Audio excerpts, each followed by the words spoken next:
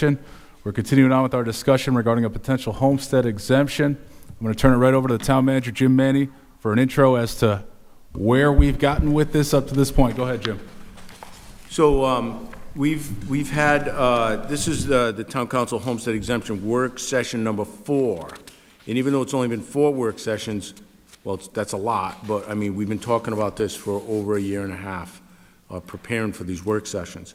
So, Brian, we're going to go quickly through these and get right to the end where the council needs to make some decisions. First off, I want to thank again the staff that's been working on this tirelessly. Wendy, Brian, Jess, Jamie Rabbit, and Jamie Gorman. Did I miss anyone? Erin. They've worked very hard on this. It's like almost a part-time job. But, all right, so let's go. So these are the 3 work sessions we had in the beginning. I gave the dates. Let's go to page 3, Brian. A possible homestead exemption is based on the certified tax roll. We need to know the exact numbers of what we're bringing in on the tax levy so that we can either make a decision or not, and that's coming up soon. Let's go to page 4. Real quick, this is a snapshot of the town, the numbers we have for parcels that are on the tax roll. We have a very strong tax base. We have 14,302 in that blue box on top, parcels that are on our tax roll that we draw our tax levy from. The important ones are the single-family homes owner-occupied, single-family condos owner-occupied. When I say important, they're all important. But what I mean by that is how we define a possible homestead exemption. You would have to live in the town as your primary residence. So those are the 2 numbers, single-family homes, single-family condos, that constitute what possibly if you're eligible for a homestead exemption. You'd be owner-occupied resident. So these are all the numbers. This slide will be, it's online, but I'm trying to get through this as quickly as possible. If you have any questions, please stop me. Let's go to page 5. The biggest number that we had to come up with, the biggest challenge was to determine the total number of single-family residential parcels in this town. Those would be the ones that would be eligible for the homestead exemption. So if you look at the number on the bottom, 80% of our single-family homes live here in town. That's an assumption we're making based on where the tax bills sent to, amongst other things. So that means 20% are not owner-occupied, whether they're vacation homes, certain rental homes, or just second homes. Let's go to page 6, please. So if you look at, there's certain numbers I want to show you here. If you look at, on the left box, the values, about 50%, it's actually 53.6% of the homes in this town, owner-occupied homes, are assessed at $600,000 or less. So that number is very striking to us, that we have a predominant number of homes that are valued at under $600,000 or less. Go to page 7. This is a snapshot of our, you on page 7, Brian? Yes, sorry. Let's look at the top number. The total tax levy on all taxable properties is about $80 million right now. In the past 4 or 5 years, that number is pretty much doubled. Our values on our homes in this town and all our properties in the past, is it 4 years or 5 years, Brian? That was the 10-year look back. The 10-year look back. So we have about, look at the bottom number, $9 billion gross assessed value for all the properties in town. And the last total reval, which is almost 10 years ago, was half that. That speaks volumes itself. So what are one of the things this town council was looking at? We looked at many different scenarios.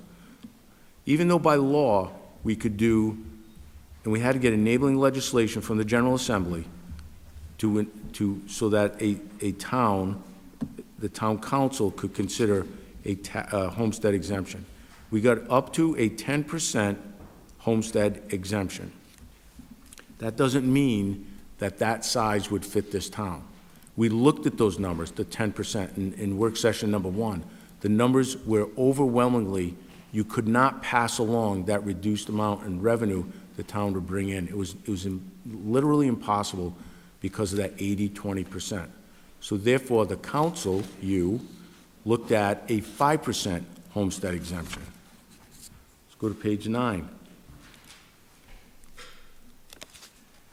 So we also looked at capping the assessment rates so that the 5% would pertain to.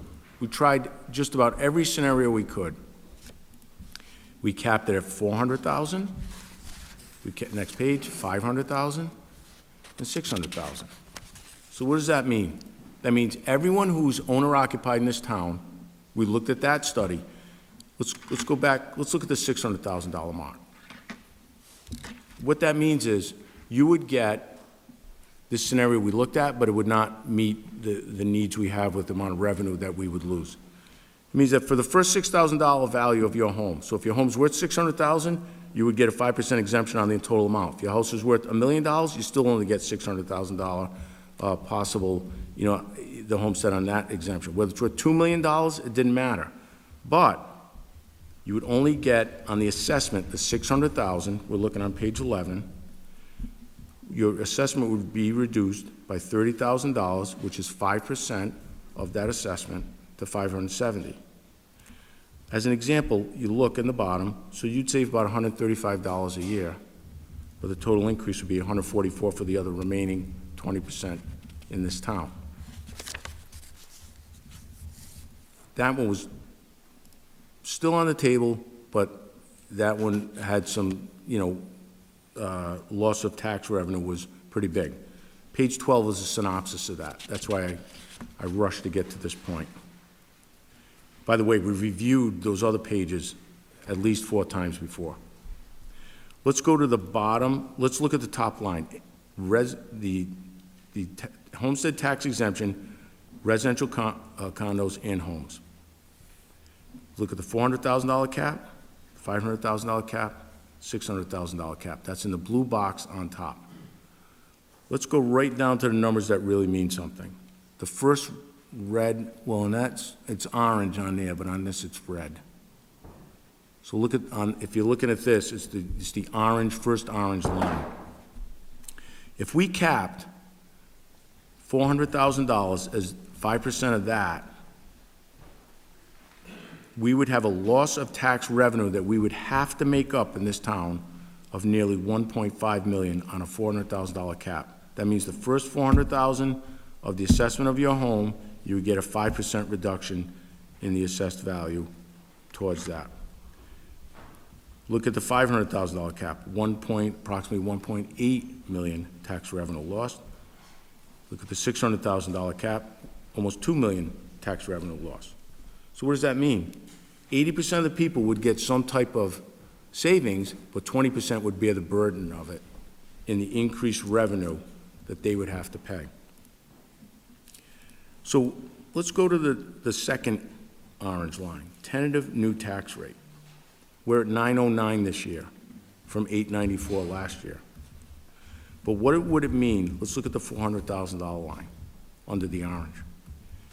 This means that you would have to raise the tax rate, if you go with that $400,000 plan, to $9.27 for everyone, so that 80% could get, even the people in that 80% of ownership, you would have to raise it to $9.27 so they could save 5% off their assessed value.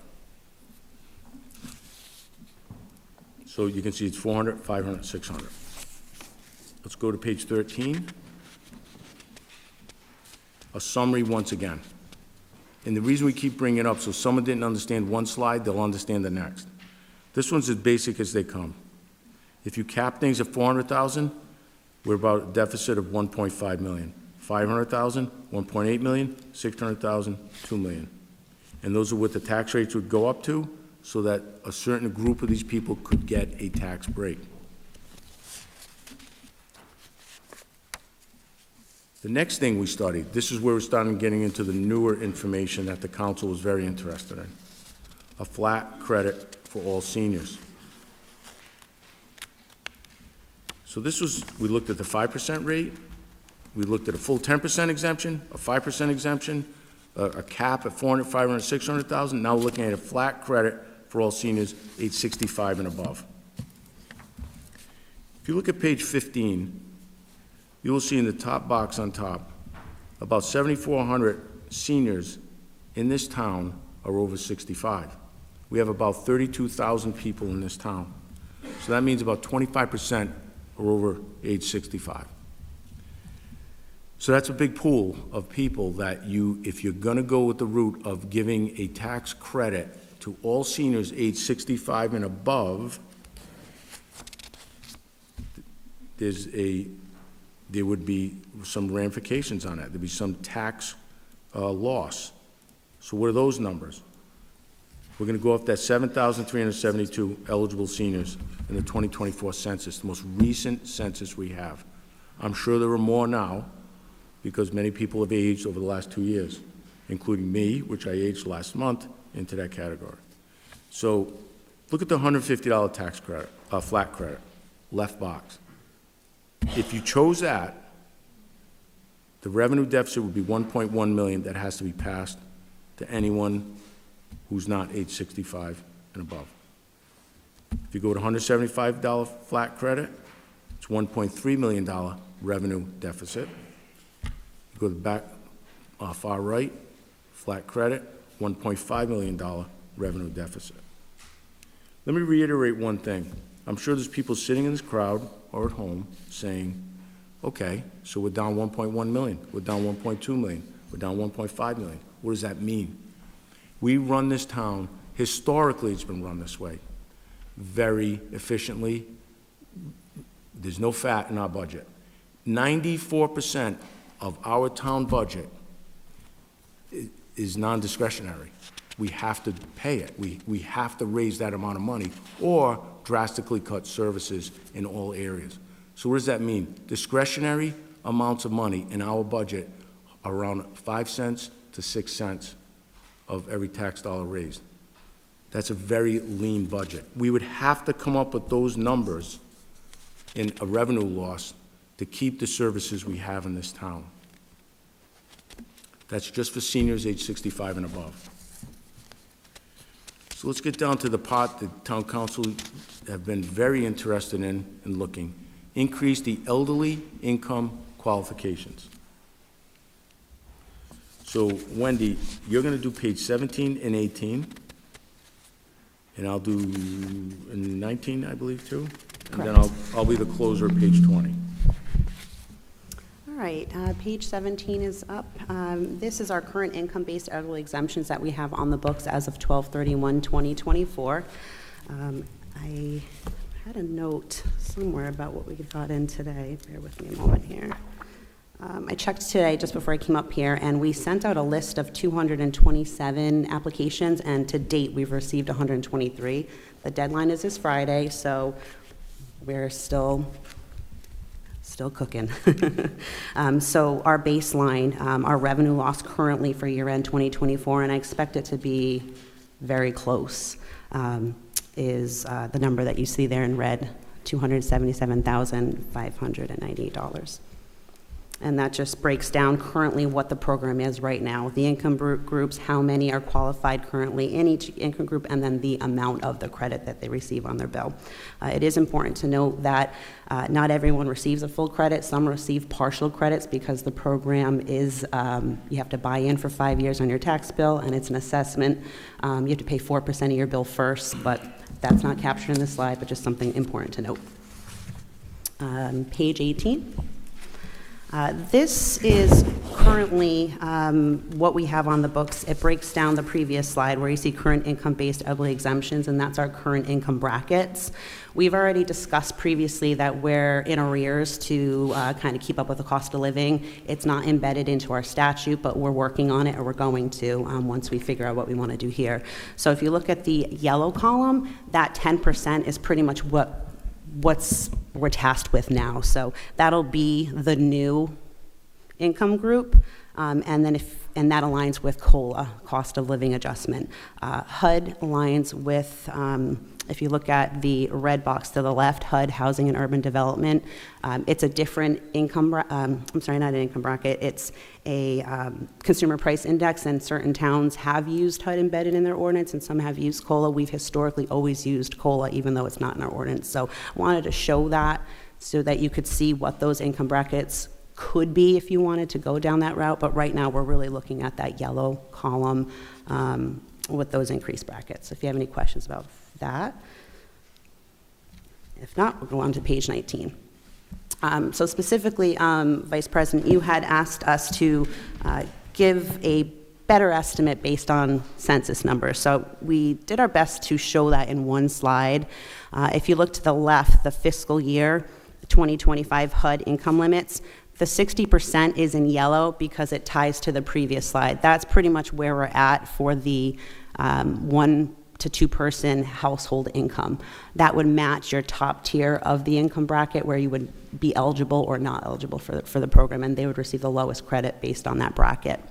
If you wanted to use HUD, it's the red bracket that has 80%, and that's kind of plugged into a HUD chart, if you will. So if you look in the middle, the Census 2024 income limits, you're using 3 different brackets in a current system, so it's hard to kind of make the puzzle pieces fit. But for your ask, this is the best that we could do. So if you go all the way to the right in COLA in yellow, we're estimating based on the census that if we were to go to 60% or the threshold of 49,717-ish, because you're plugging it into a different bracket, we're using 1,258 folks who would be eligible. Now, currently, if that were true, we have 168 people in the program, so keep that in mind. I don't know how realistic that is, because you would think that many people would be on the program now, but they're not. Anyway, so HUD, if you look all the way to the right, we used 1,749. So we're just approximating who could be eligible. It changes every year based on who ages into it, who knows about it, do they qualify? So that breaks down your ask based on how we were going to come up to the revenue loss, which Jim will talk about on page 20. If you have any questions about those 3, I'd be more than happy to answer them for you. Good. Councilwoman. Thank you. So currently, there's 168 participants taking advantage of this program. If we were to shift the totals based on HUD, you're saying it would increase 100-fold to 1,700? I don't know how realistic that is, but if you're going to use the census numbers, potentially it could. Right, so what's the difference between the current bracket? You're talking a cutoff of 45,197. If we were to increase that to 49,717, could 1,000 more people come in based on census? Yes. I couldn't predict that, right? I don't have a crystal ball, but that's the assumption we're using. So, and I'm trying to think, and it's definitely a math puzzle a little bit. So by changing the totals with COLA, we don't necessarily capture more people or bring more people in. It's technically keeping it the same, right? Because they're getting Social Security statements or cost of living adjustments. Those same people are going to still be in the program. How many new people? I don't think it's really a realistic snapshot of what actually could happen, but it's the worst case scenario of what could happen if everyone, was pulled in. Right, But we've historically always done that, and there aren't that but many even people when we on the don't change program. with COLA, the number of participants is very fixed, correct? It seems to be. I'd be more than happy to give you a snapshot, but I've been here for 6 years, Yeah. and when I came in as a clerk, I was I was handling this, I should say, and it hasn't fluctuated more than 25 folks. And we've been promoting, we run an ad, senior center, Right. so I don't know what the disconnect is or if that has any relation to, the census income. I couldn't tell you exactly why people aren't applying, but that's what's going on. And I don't even, I mean, we could use census for HUD. If we were to shift it, that's even more of a, how many people could, I'd be more concerned with if you were to increase it to the 80%, you know, to match with HUD. How, that to me is, I really wouldn't know. I don't think COLA much is going to happen. This is just my humble assessor opinion based on what I've I seen agree here for with you. 6 years. I agree with you, because when we haven't changed COLA, kept up with COLA for the last 2 or 3 years, the program, we didn't see a huge drop-off. People didn't, all of a sudden, income push them right out. So I don't necessarily, in my head, I'm thinking, does it really matter that much to change the COLAs all the time? I think it's the right thing to do, but like, it doesn't push people off. Yeah, we have historically, and you've seen it too probably, we haven't seen much of a difference. So Right. my So COLA could keep this same size participants, yeah, and I give or think take. that's what needs to happen anyway, right? Well, let me add something to that. So what you're seeing too is a demographic shift in this town. If you look at the census and you follow it, you're seeing more people over age 65, which means more people are retiring, which means their incomes are probably going down because they gave up jobs and now they collect Social Security, maybe a smaller pension than what they were making. So that's why, and most of the stuff we're looking at, we can only go off the census. We cannot, we're not guessing, we're going off factual numbers, and if these people choose to enroll. So people over 65 are going up, incomes are coming down because they're leaving more high-paying jobs to go to Social Security and pensions. So you could get an increase because you're expanding the, by COLA 2.8%, but because you're expanding that base, that number, income higher, you're going to get more people to enroll there. If you go to the HUD, you're going to get even more people to enroll. As far as the number, we don't know the number. We only know the eligibility of the people out there that could do it. So the bottom line is, if you go to page 20, is this. You could see, based off educated and the best case scenario, not guesses, but estimates that we have, these would be the deficits you would have. For flat credit, 1.1 million, 175 for a $175 flat credit, 1.3 million, $200 flat credit, 1.5 million, approximately. If you go to the COLA model, you could go to 2.1 million revenue deficit. If you go to the HUD model, which is higher, you could go to 2.5 million. Could.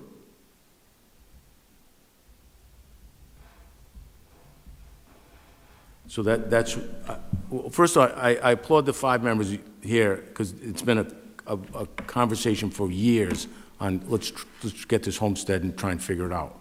So we've looked at all these different scenarios. I think after our 4 or 5 sessions, you have information to make well-informed decisions on what direction you want to go.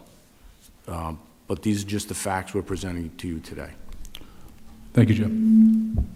So let me make sure that I'm understanding. So we only have 168 people right now that are participating, but if we raised it, just the COLA, we could go up to 1,258 people, and that we're going to be setting the tax rate, assuming that all of those people are going to participate. And so if they don't, then what happens to those extra tax dollars that we've collected? I don't know why there's so few people in this elderly exemption program right now. I know one reason is because the income brackets are very low, so we're giving it to the most needy people in this town. But once again, you go off the census, you go off the numbers, you go off the demographic shift of 7,500 people that are over 65. The numbers we gave you, I wanted to use the worst-case scenario. If everyone enrolled that was eligible, that could happen. And then we would have a lot of money left, right? No, we'd have more revenue loss. What if they don't sign up? I'm saying, like, what if we, If they don't sign up, that is, yes, then you are correct. Then that's less people that would be drawing on this, against this tax liability that we would have. Right, so we might find out that instead of needing to make it like 934, we actually could have gotten away with like 920, or, I mean, there's no way to really know, It's no way to know definitively. right? Can I ask a couple of questions? Just to sort of go back to the beginning, when we started this, the legislation that we submitted to the General Assembly was literally almost verbatim based on the enabling legislation that was used for Narragansett. You indicated that, I believe, Narragansett is an 80, no. No, so What's I have... the split in Narragansett? Yeah, 'Cause- so I was the town manager in Narragansett from 2016 to 2019. That's when they enacted the homestead exemption, and that's when I, as a town manager, instituted it for the town. So they have 9,000 properties. 1/3 are owner-occupied, 1/3 are rentals, and 1/3 are vacation homes. So you can see that the 1/3 of the population there, the owner-occupied, it's much easier to shift the tax burden to 67% of the other people living out of state, rentals, whatever. Because that 80%, 20%, 80% of this town's much different. It's really a community here. Right. 80% of the people who live in this town are owner-occupied. So you'd have to shift that burden to the other 20%. And I wanted to make that point for the benefit of the public, that Narragansett has a homestead exemption that works for them because only 1/3 of the town is eligible.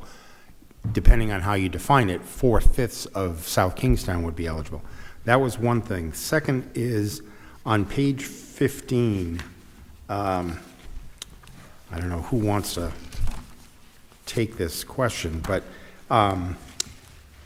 when you're making these calculations for eligibility, are you talking about where it says, actually, I think might be page 17, 17, the income groups, are those based on household or individual?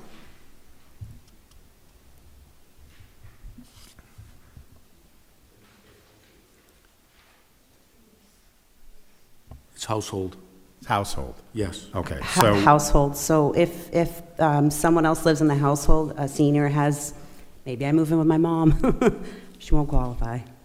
you're clearly not a senior. However, husband and wife, both over 65, that's still only one exemption, and the income is based on both of them. Okay. Correct, but it's also household income, anyone in the household. It was easier to vet with the motor vehicle role, but it's whatever they show. So the program that exists right now, when they come in, they have to divulge everybody in the household who's earning an income. They bring a tax return in with them. Correct, and if there's other names on the deed, they have to sign an affidavit that they're solely responsible for taxes. So none of this really happens in a vacuum, though, because we can talk about the homestead exemption, and we can talk about, we just concluded the budget process, and while the tax rate may be 909, we know that there was additional monies provided to the schools. They've increased the school transfer. That's all going to catch up in a future budget cycle. So while things might look like they're 909, the next year's tax rate could be much higher. Have you looked at that, Brian, yet? I know I asked about it 2 weeks ago. Started to. Right now, I'm hoping by tomorrow we'll have the adopted budget on the website. I have to submit the budget for the GFOA for the award that we get. That's kind of my order of things, because that has to be done by a certain deadline, and then next up will be the 5-year forecast, which is required by the state. I have started looking at that, but that's kind of the order of things. Okay, so that is very important, because if next year's, we're going to probably be looking at a full 4% based on a lot of the things that have created this year that are not necessarily funded through a specific revenues line. I do want to go back to the homestead, the exemptions and the COLAs. I think that's where I feel very comfortable. I don't feel that we're going to create 1,200 new participants. So, because when the COLAs weren't adjusted for the years that I've been on the council, we didn't see 50 people drop off. There was no alarm bells. It's been a relatively, you don't have the information who participated in 2020, 21, 22. You don't have that tonight, or do you?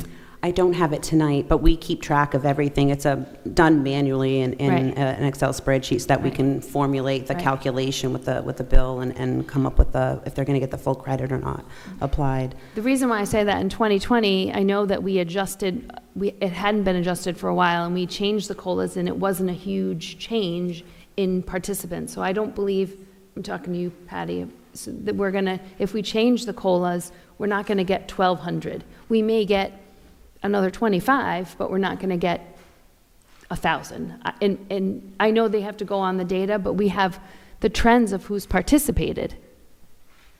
Right. And, you know, I mean, I'm thinking like, how can we get more of the people that are potentially eligible to sign up, you know? I mean, I've heard anecdotes from people that suggest that are not keeping up with the COLA has resulted in some people getting bumped off of eligibility. And so I'd really like to at least make sure that we change that if we do decide to adopt this going forward, that it's like an annual thing. Because I just think that that would be fair. And then I don't know a better way to, and I know you guys have really tried to get in touch with, we want to, and we've all talked about this, strategically apply whatever help we can to the very neediest people, but sometimes those people are hidden, and they're, you know, I just don't know how to do it other than like knocking on people's doors, and with our social worker hats on, Deb, but The senior center does an amazing job. We sent out a cover letter because I think in the past we discovered that some seniors needed assistance in even filling out the application. So they absolutely go to the senior center, and Jill Creamer, she does a great job of helping them fill it. And we'll do it in our office as well, but they promote it there. I think we'd have less numbers otherwise, to be honest. I couldn't predict what they would be, but they do a good job. Is there something in the tax bill that goes out in the, I feel like It it's is. It's in the back of the bill. Yeah. The ad runs in the paper. It actually ran, don't quote me on the dates, but we ran it twice last month in the Independent. what about, like, could we put a thing through like Meals on Wheels or seniors helping seniors, like when a lot of times they do like ride transportation, or especially with the meals, that would be a good way to reach homebound seniors that may not be able to get out to the center, you know? It's a great idea. So, because it's 5 of 8, I'll just be brief with my comments. So, I am in favor of looking at increasing the elderly income qualifications, but I am skeptical that we'll get another 1,000 people getting enrolled, even if we had a bunch of social workers, because the data doesn't show that the amount of people we have is enrolling in that, right? I mean, that's typically the case. And I think that the main issue with the homestead exemption, or not issue, but why we want a homestead exemption is we're trying to get tax relief for residents that really need tax relief. And so, as I've said many times before, it's not strictly the elderly that are struggling right now. It's young families in South Kingstown as well. And so, strictly keeping a homestead exemption at increasing the elderly income qualification is, to me, falling short of reaching the most amount of people, especially because the data that we've seen in March of 2026 shows that 4,579 of the residential homes in South Kingstown are under $600,000, right? So that's almost 53%. So tax relief needs to come if through the homestead exemption in some way, shape, or form, including with an increase of the elderly income qualifications. But again, this council should not lose focus on the whole thing, which is tax relief for the folks that need it and that does not have an age qualification. So I'll say at one time, if you're retired and 80, you can't necessarily go out and get a second job. But if you're 32, you can go out and get another job and pay for the elderly have no way of increasing their income. And I've said it before, the best way to help people is to keep the town running efficiently and at low cost and not overspending. So while you can argue that the younger families need relief, that can come from better management and spending. The elderly, that little couple can't get more money. They can't get another job. They have a fixed amount. And for everyone's thinking, I just Googled the maximum retirement benefit for Social Security is $41.52 a month. So it's about right there. That's the max, $49,000. So if you only live on one Social Security income and you get the max, you would qualify. You know, I get the rebuttal of that someone that's 80 years old can't work, but the pull yourself up by your bootstraps routine has gotten pretty stale since the 2008 crash of the entire economic system in America. And the bottom line is I can be a voice right now for thousands of young people who are struggling to find a job with the increase of automation and a lack of ability to keep a job that is stagnant, that's not at a university or a public agency. So it's difficult out there, Councilwoman, and just saying that they can get a job is, to me, dismissive of a lot of people that are having issues. So a few thoughts I have. If you go to slide 20, I'm going to make this rather quick because when we get to after 8, I think we're going to wrap it up. We'll put this on a subsequent agenda to discuss in public session and vote on action as to where to go from there. But I think it's been clear from the work sessions we had that there's been agreement amongst the council members that we'd like to move forward in increasing the income that is eligible for exemptions. The problem is, the last time we looked at this, we looked at a loss of revenue effect that was a lot less than what we're looking at tonight. And that is based on the underlying assumptions as to the number of persons potentially eligible. We look at these figures now, and these programs, by increasing the amount of income that would be eligible to this exemption, aligning it with COLA or increasing it up to HUD 5.1%, those are the two most expensive potential tax initiatives we're looking at here. And of course, that addresses those most in need of relief, and I think that's important. We have to consider that. But the last time we looked at this, these were a lot more affordable from the town side, and when I say that, there was a lot less loss in tax revenue. So I'm skeptical as to the figures that you present on the slide. You say it's possible the number of persons that could be eligible if we increase it to align with COLA could be the same as eligible now. But worst case scenario, it could increase by 1,200 people. To me, that's very speculative, and I'm just hesitant when I look at it to want to move forward in that route. I still think it's the best route. I don't think those assumptions are great. I think we're going to actually realize a loss of tax revenue a lot less than what we're looking at here.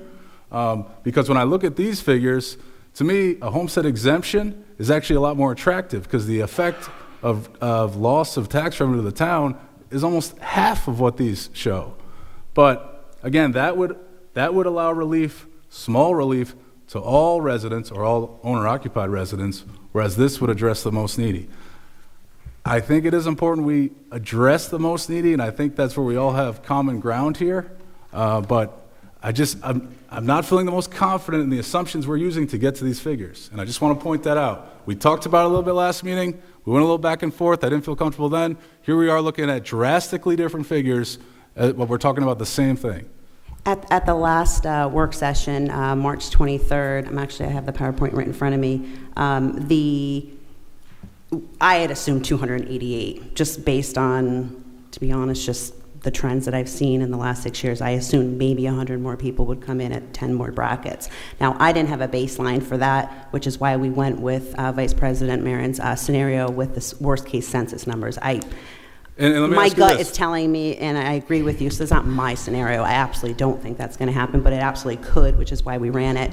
And then that based on 208 eligible, you're looking at 587,000 compared to the 277 we have on the books. But this is the swing we're talking about. Who's going to actually fill out the application, and who, eligibility is different than who actually gets vetted and And when we're gets looking on at the the books. census numbers, which are used as the underlying figures to get to these amounts, that looks at the number of persons, or that looks at the number of households?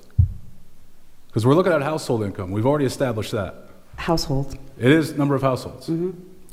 So when we meet and discuss this in public, it would be very helpful for you to just pull how many participants for the last 10 years. That way, because I think that we all agree that it's probably not, whatever, 1,200 more people. It's somewhere between, I don't think it's that. And it's not a gut feeling. I just think we haven't seen that trend increase. We looked at when the COLAs don't change, people don't drop off. Like, we need all of that. I think it's the smartest choice is to readjust to the COLAs and see how it goes. And I think not change necessarily the tax rate substantially, because we're not going to see 1,200 enrolls. Well, this is all speculation, right? Let me, They're not- not even so close. So she presented that to me. This is not her fault. This is my presentation, so it's on my shoulders. What we're giving you, I'd hate to overpromise you something, like, okay, we have 200 people in the program now, we'll double it, we'll have 400 people. That's a guess, right? And do I think that we're gonna get that many people enrolled in this program? I don't. But the census numbers do support that. So I can't sit here in good conscience saying, yeah, we got 200 in the program now, let's even double that at 400 people, that's a guess. And then all of a sudden you get 800 people in the program, and they're like, well, wait a minute, you said we weren't gonna go up that high. These are the possible numbers. I don't think those numbers are gonna pan out. I don't think that many people, for example, how many people now enrolled, 170 about? Exactly. 160. We sent out about There's 220. probably 500 people in town that could be enrolled in that program. I don't know why they're not captured in there. We do put out a lot of information. So this is a scenario I think could happen. I don't think it's accurate. I don't think it can happen. I don't think it will happen. But I still got to present it to you. Yeah. Go ahead, can I follow up? When you're doing the records in the spreadsheet, if it's possible to separate out how many of those people participating in the program over those years were husband and wife, multiple people living in the household, or just single, that may help us refine that number a bit better. And Jim, I think you're right. In planning this out and in making changes to the ordinance, we do need to know what the maximum is, because it could be a huge hit to tax revenue to enforce a program that's more inclusive than we can afford, number one. Number two, everybody needs to keep in mind that the cost of living adjustment is based on CPI. CPI is inflation in general. Well, in February, $2.91 was the average cost for a gallon of gas. It's now $4.52, 3 months later. Next year's number is may be very different. Could you also include, just to add on to this, how many first-time participants, especially in the last 5 years, and then maybe how many people have, multiple years, like, has someone been in it for the last 10 years, 10 out of 10, 8 out of 10? I have no idea, like, I don't want to be hunting for these people, but it would be nice to know how many new enrollees you get, how many people drop off, and how many people have been continuously enrolled for 10 years, or, because I just think we don't understand that population. And like Jim said, he's a new member of the 65 plus, and he knows about it, but he's not enrolling, Thanks, right? Deb. But I think people do know about it. I don't know why they don't do it. Maybe it's, I live with my daughter, and so that adds to my income, or I live with my partner. I mean, it's very, heteronormative, so like maybe people don't have that, and I have no idea. I know historically we've always given memos on to break down the program, and I know I'm going to have one for this year, and I've got a couple. I'll make sure I just put it in a spreadsheet moving forward so that you have a current breakdown and then past years, so that'll just be the footprint moving forward. Wendy, I would be much more inclined to feel comfortable with your original ideas of how many extra people that you would get. I would be more comfortable with your intuition and maybe like buff that up, maybe another 10%, but beyond that, I just looking at the COLA increases, and to Jay's point, all of us are struggling financially, and the idea of adding 40 cents, is that like 40 cents per thousand to the tax rate? Yes. On every single person, so that maybe we could get 110 more people on here? Like, that is just way too much pain The to reason inflict. it's so influxed is because if you're in that lower bracket, 0 to 35,000, you're going to get like a $2,000 credit. You're talking big credits. That's why the number is so inflated compared to the homestead. You're not talking 100. You're talking 2,000, 1,000. All right, you know. I get it. Yeah, that's why it's so big. It's not an apples to apples comparison of a homestead. This is a completely separate scenario, Right. which is why maybe a flat credit. A lot of other towns have kind of gone that route because it's set. But yeah, I mean, like I said, that is a worst case scenario. Clearly, that's most likely not going to be reality. But you have to address what's on the books, what's reality versus what could potentially be. Because like Mr. Manny said, if I say 3, roll the dice, and I get 1,000, we're not in good shape. Okay. But the reason why it costs so much is because the 1,200 you're anticipating are the 35,000 or less. That's what you're saying. I think it's important to note, and I'm glad this came up, and my apologies because it is an important piece of the puzzle. I'm taking the current brackets with the assumption, and I'm using the current program. If you were to give a possibility of brackets, then I could fine tune the number, but in reality, that's the estimate. So you estimated that all 1,200 would be in the lowest income, or did you do proportional into each? Proportionally. Okay. Yeah, so like 900 would fall into the lower and sequentially, and then based on the census numbers and plugged it into our current program. All right, So we're it's gonna it's an average. Yeah, I just don't see it. We're going to wrap it I up hear you. here. It's a good presentation, good update. Let's continue this to a new business item on May 26th. That time, we'll flesh this out even further and hopefully get to a point where we can vote on something to move forward with. Thank you. So thank you, good job, and I look forward to discussing this further. Thank We're going you, to jump Woody. right into the regular session now. Tonight is Monday, May 11th, a little after 8 p.m. Sorry for the late start. First order of business, as always, is Pledge of Allegiance to the flag.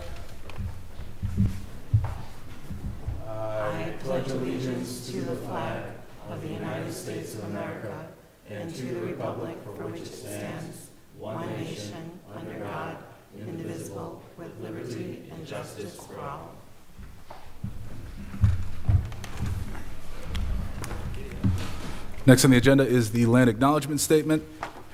The town of South Kingstown pays homage to the indigenous people and land in which the town is now located. Let this acknowledgement serve as a reminder of our ongoing efforts to recognize, honor, reconcile, and partner with the Narragansett tribe whose land and water we benefit from today. Next, we have the roll call. Council President McEntee, Here. Council Vice President Marin, Here. Councilmember Bergner, Here. Councilmember Alley, Here. Councilmember Wedgemont. Here. All members are present. All right, thank you. It's going to bring us to item 5, interviews. We're going to go in the order in which they're listed on the agenda.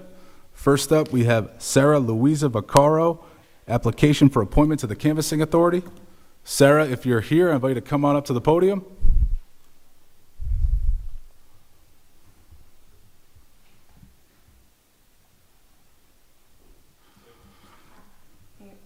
Just push the button on the right. All right, Sarah, welcome. Thank you. As required by Rhode Island statute, we understand that the Republican Town Committee has put forth your name to serve on the Canvassing Authority. This is an opportunity just to hear from you. Go ahead, you can introduce yourself, tell us a little about yourself, and go Okay. from there. My name is Sarah Vaccaro. I live in Kingston. I've been a Kingston resident for almost 43 years. What else do you want to know? Why you wish to serve? I assume okay. you're interested if they put forth your name? Yes, I'm interested. I'm interested in our election process. Of course, I love our election process. I've been a poll worker maybe for the last 4 years, so maybe served at maybe 4 or 5 different elections, really enjoyed being the poll worker, and I feel like this is another way that I can kind of continue that and to serve the community. All right, thank you. Are you related to Matt and Sam Vaccaro? No? Oh, then never mind. I must be some way, distantly, but yeah. Thank you. All right, thank you. We have a question? So just one sec, Sarah. Just, Amy, for a second. Refresh my memory.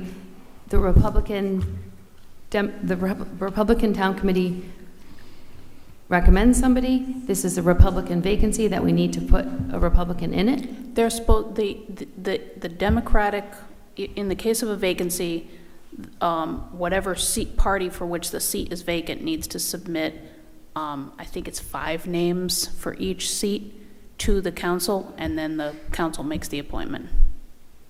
Okay. So you know what my next question is, did they submit 5 names? Let me just wait until the clerk comes back. Yeah. I don't have that Okay. information. Do you mind? Thank you, Sarah. Okay. No, you can, either way. Does she have to walk away?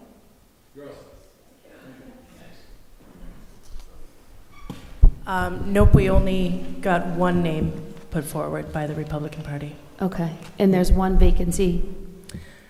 There are currently 2 vacancies on the Canvassing Authority.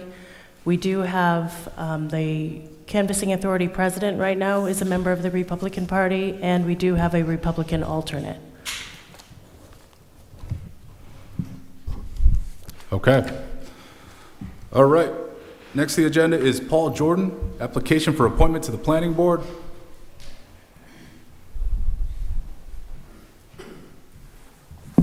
Good evening, Mr. President. Paul Jordan, High Street.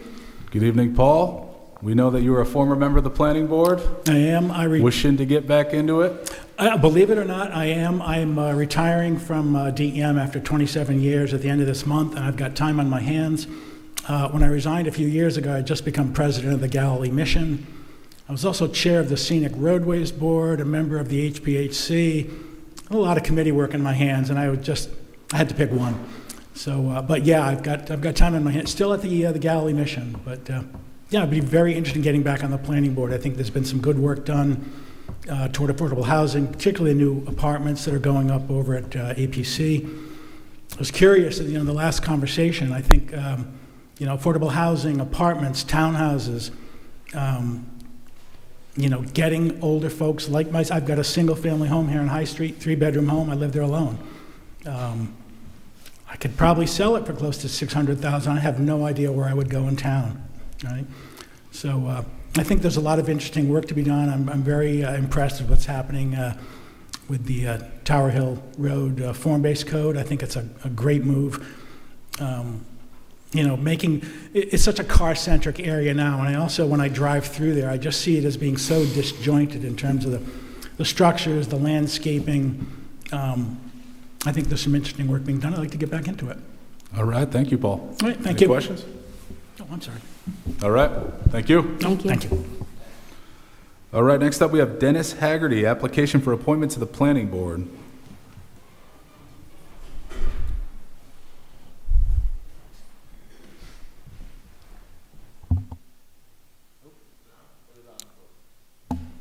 There we go. All right. All right, Dennis, welcome. Appreciate Thank your you. willingness to serve. You want to tell us a little bit about yourself? We received your application. This is a good opportunity to hear from you about your experiences, why you think it'd be a good fit on the planning board, and if you've been following anything in town, maybe some successes, challenges they're facing. Sure. Go ahead. Yeah, I'm applying for the planning board seat. I currently work as a municipal planner for the town of Coventry. I'd like to bring the skills that I have in land use and planning to serve my town. In Coventry, I manage I manage a substantial workload of development review. I do anything from minor subdivisions to large-scale residential developments.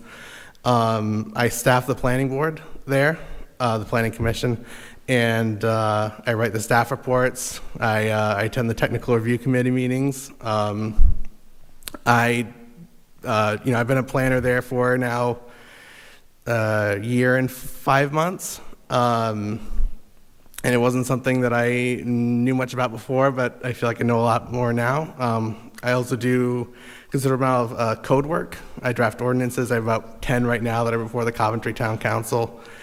And then I'm also working on the comp plan for Coventry, which is a long-range planning exercise. I'm working on specifically the housing chapter. My role there is largely geared towards affordable housing and residential development review. So getting that underway, and the comp plan there was recently adopted.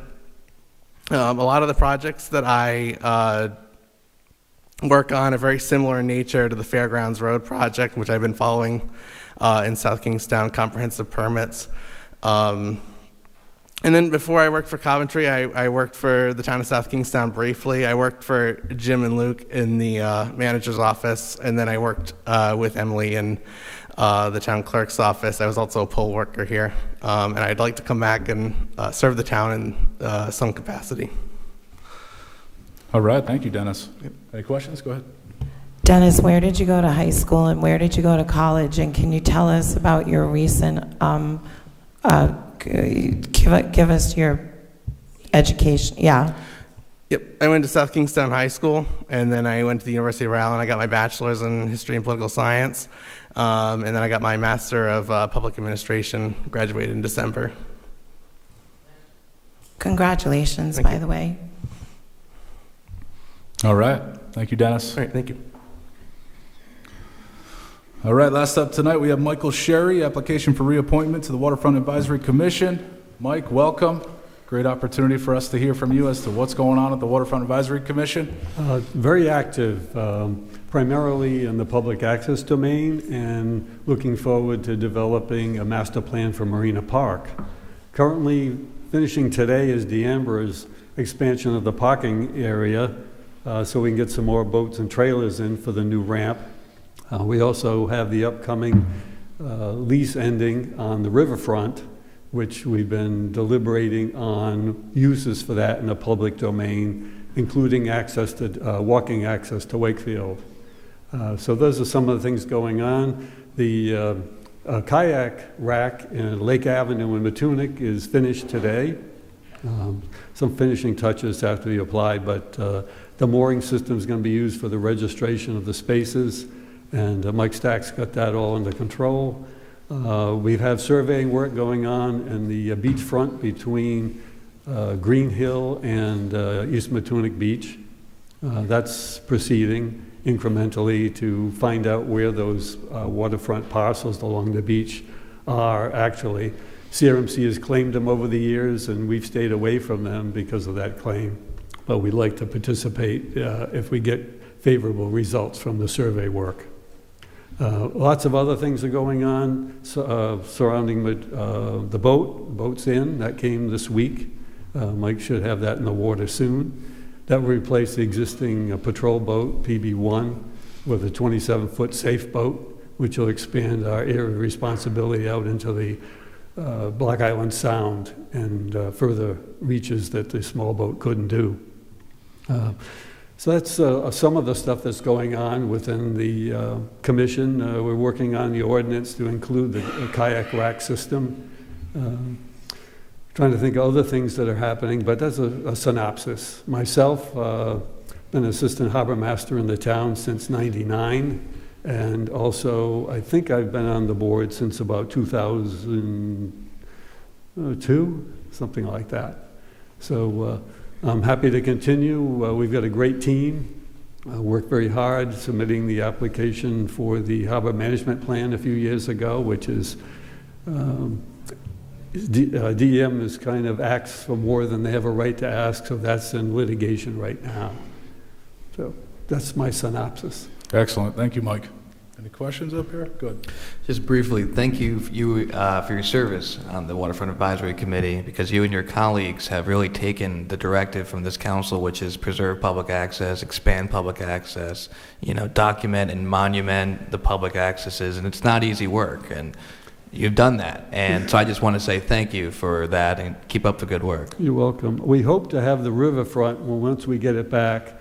One of the initiatives we like to see is that we don't have any what they call traveling boats that come up and down the coast. We have no place for them to go in the town. that would be a perfect place for a small submariner, not a submarine, but submarina. Right. It'd be a great spot for them to go overnight, go into town, get to know the area. And it could have a fee, it could be wide open, but Marina Park is such a gem that we're really focusing hard on that. Absolutely, and I think the five of us agree that maybe not excited to whack a champagne bottle on the boat, but we're excited to see it in the water. So, thank you, Michael. I'm sure Michael will invite you all out. I think so. Thank you, Michael. Thank you. Thank you, Mike. All right, that concludes our interviews. It's going to take us to item 6, appointments. We have a number of appointments to take up. The advertising for open positions ended on May 1, or that was the last ad that ran in the local paper as it relates to open vacancies. Okay, so we have a number of applicants to appoint that we took up at the previous 3 meetings and tonight. Do I hear a motion to appoint certain members? Go ahead. Why don't we do motions to reappoint first? So, motion to reappoint Michael Sherry and Joseph Nuzzolillo to the Waterfront Advisory Board for terms through June 2028. I figured one at a time. We have a Second. motion, we have a second. Any discussion? All in favor? Aye. All right, that passes. Motion to reappoint to the Planning Board Susan Axelrod, Maria Mack, and Armin Monaco through May of 29. Second. We have a motion, second. Any discussion? All in favor? Aye. All right, that passes. Motion to reappoint Robert Cagnetta and Arlene Hicks to the Zoning Board for a 3-year term ending March of 2029. Second. We have a motion, second. Any discussion? All in favor? Aye. All right, that passes. And a motion to appoint Sarah Vaccaro to the Canvassing Authority. Second. We have a motion, second. Any discussion?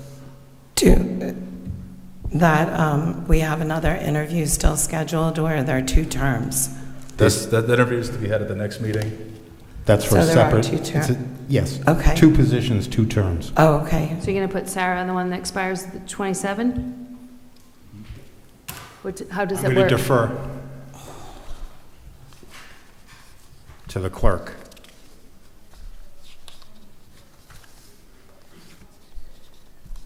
The memo says 1 term expires March 2031 and 1 term expires March 2027. We have to keep the party seat matching the Right. term Exactly. expiration. I don't know which one is It's which. just not clear in the memo. Do you want to take a pause and keep going, and then come back to that one? Yeah, we can do that. That way, Is that all right? unless, So both John Rose and Helen DeSanto, who were formerly on the Canvassing Authority, were Democrats. So in this case, it wouldn't make a difference which term you appointed Sarah to. Can you clarify that so we can understand? All we know is this. We Republican don't Town Committee understand submitted that one answer. name, Democratic Town Committee submitted one name. For what duration do they serve until? So again, there are the 2 terms that expire. It really just depends on which term you would like her appointed to, if you would like her to the longer term or the shorter term. So you're saying there's 2 vacancies as it relates to Republicans?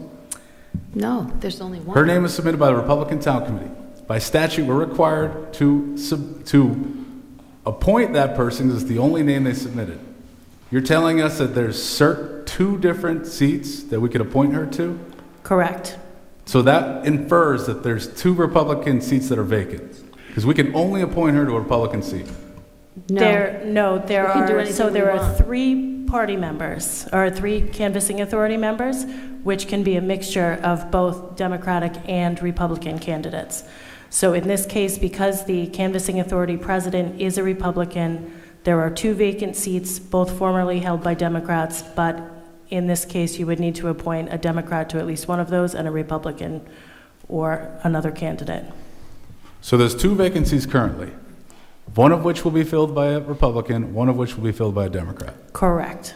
One of those is shorter in length as to term than the other. Correct. It is up to us as to whether we want to appoint a Republican or a Democrat to sit on for a longer term or a shorter term. correct? That is at your discretion. Okay. That, I agree with that. And so Elaine Shanley, to be interviewed 526, is a Republican or a Democrat? Democrat. Democrat. Maybe we should ask Sarah. She wants a 5-year term. Are these connected with resignations? Are they, is it a matter of filling a term? I understand you said it doesn't matter, but I'm just trying to get a historical context for it. Maybe. So, yes, Helen Rose DeSanto did resign, which is why the term is shorter for that particular appointment. John Rose's term ended in March of 2025 last year, but he is a state employee, so he is ineligible to be a member of the Canvassing Authority under the state statute. So let's hold off on this appointment. Let's hear from the applicant we haven't heard from and determine at that time who is willing to serve the longer term. So let's take up the other appointments. So John Rose has worked for the University of Rhode Island for a long time, so he's been on the Canvassing Authority for a very long time. When did the discrepancy come to your attention?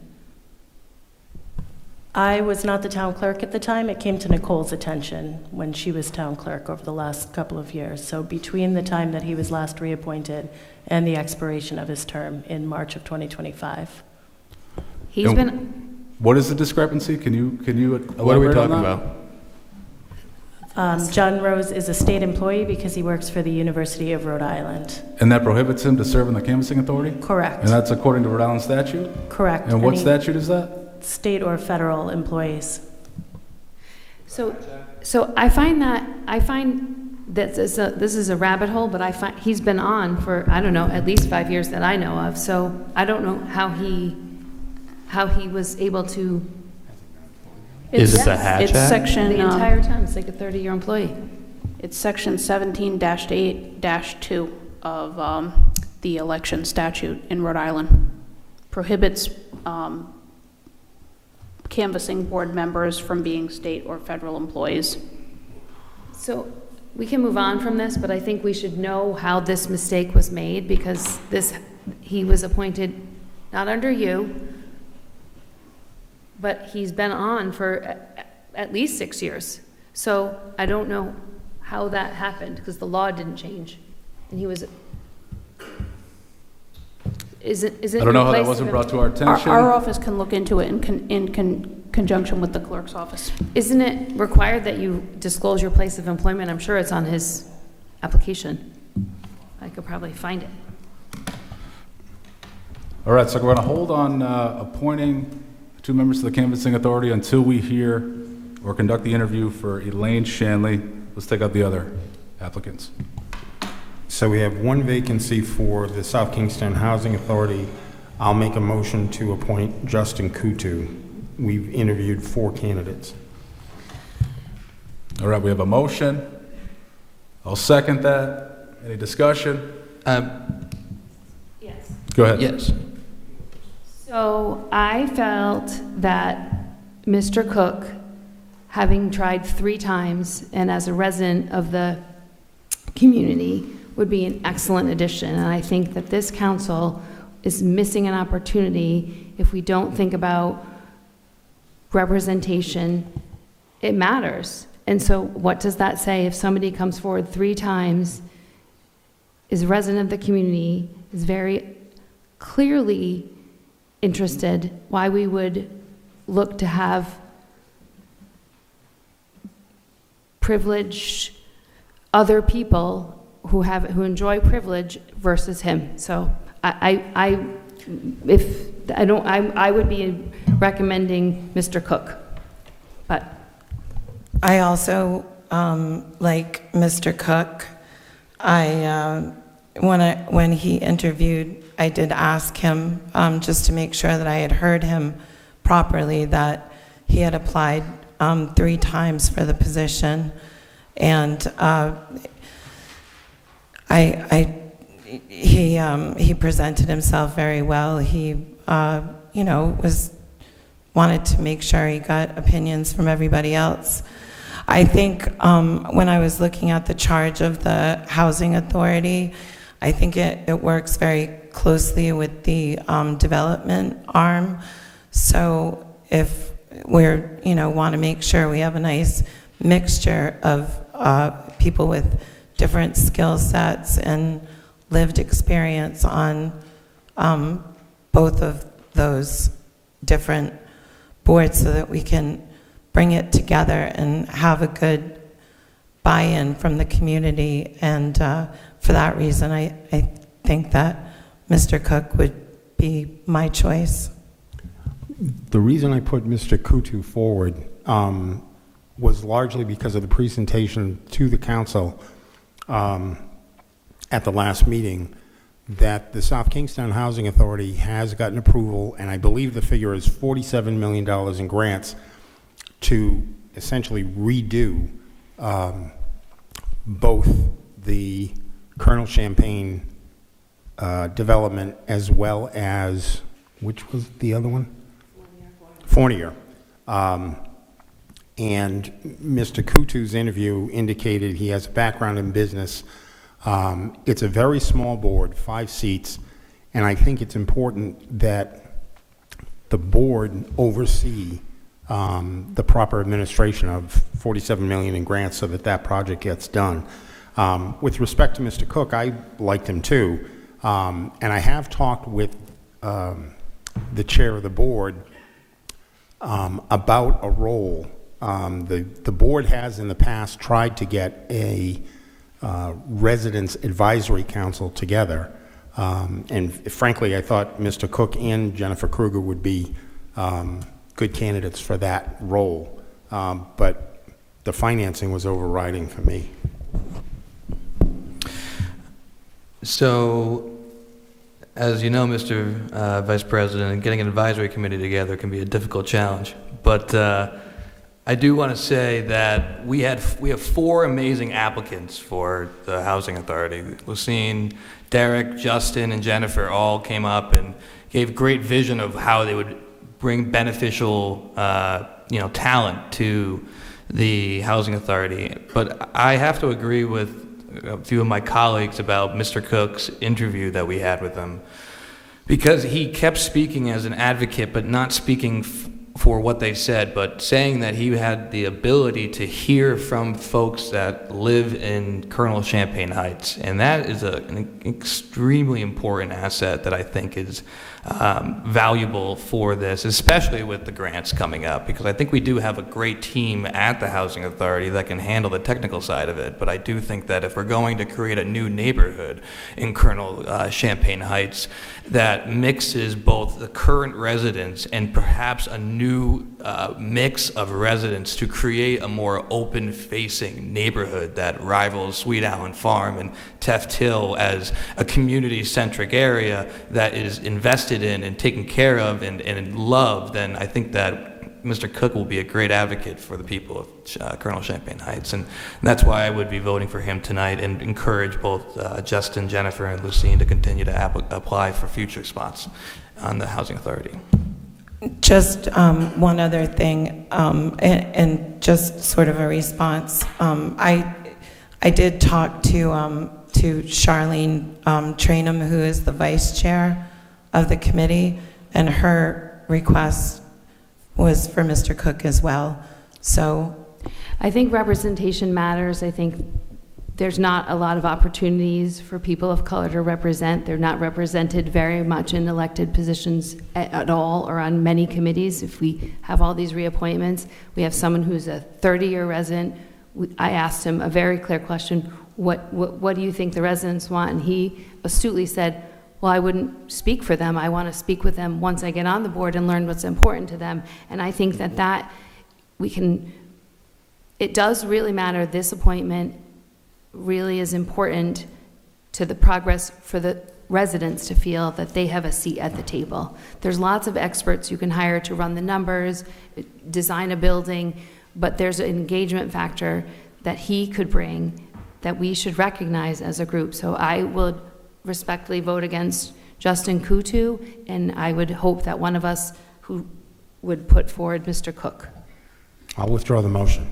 Motion to approve, or appoint Derek Cook to the Second. South So Kingstown a Housing motion, Authority. second, any discussion? All in favor? Aye. All right, that passes. Thank you. Motion to appoint Paul Jordan to the Planning Board. Second. We have a motion, second, any discussion? All in favor? Aye. Just wanted to say, ahead. Mr. Haggerty. I wanted to nominate or appoint Mr. Haggerty, but So I think I was going to just, is he here? I can't find his eyes. Hey. Great so candidate. I think you would be a wonderful addition in many, many ways. I feel like maybe if there's another board and commission, we can find a spot for you, because I think that you are very talented, you're very aware of the land use issues, you clearly are engaged. We need to find a great spot for you, and I encourage you to look to see what's still available. Is there anything that, Just so the record is correct as to the result of that vote, I believe it was 4-1 in the affirmative who to voted appoint Paul no? Jordan to the planning board. Who voted no? Or is it a 5-0? Okay. So that, the result of that vote was 4-1 in favor of Paul Jordan to the planning board. And I believe that completes our appointments tonight.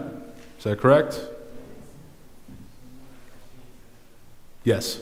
Okay.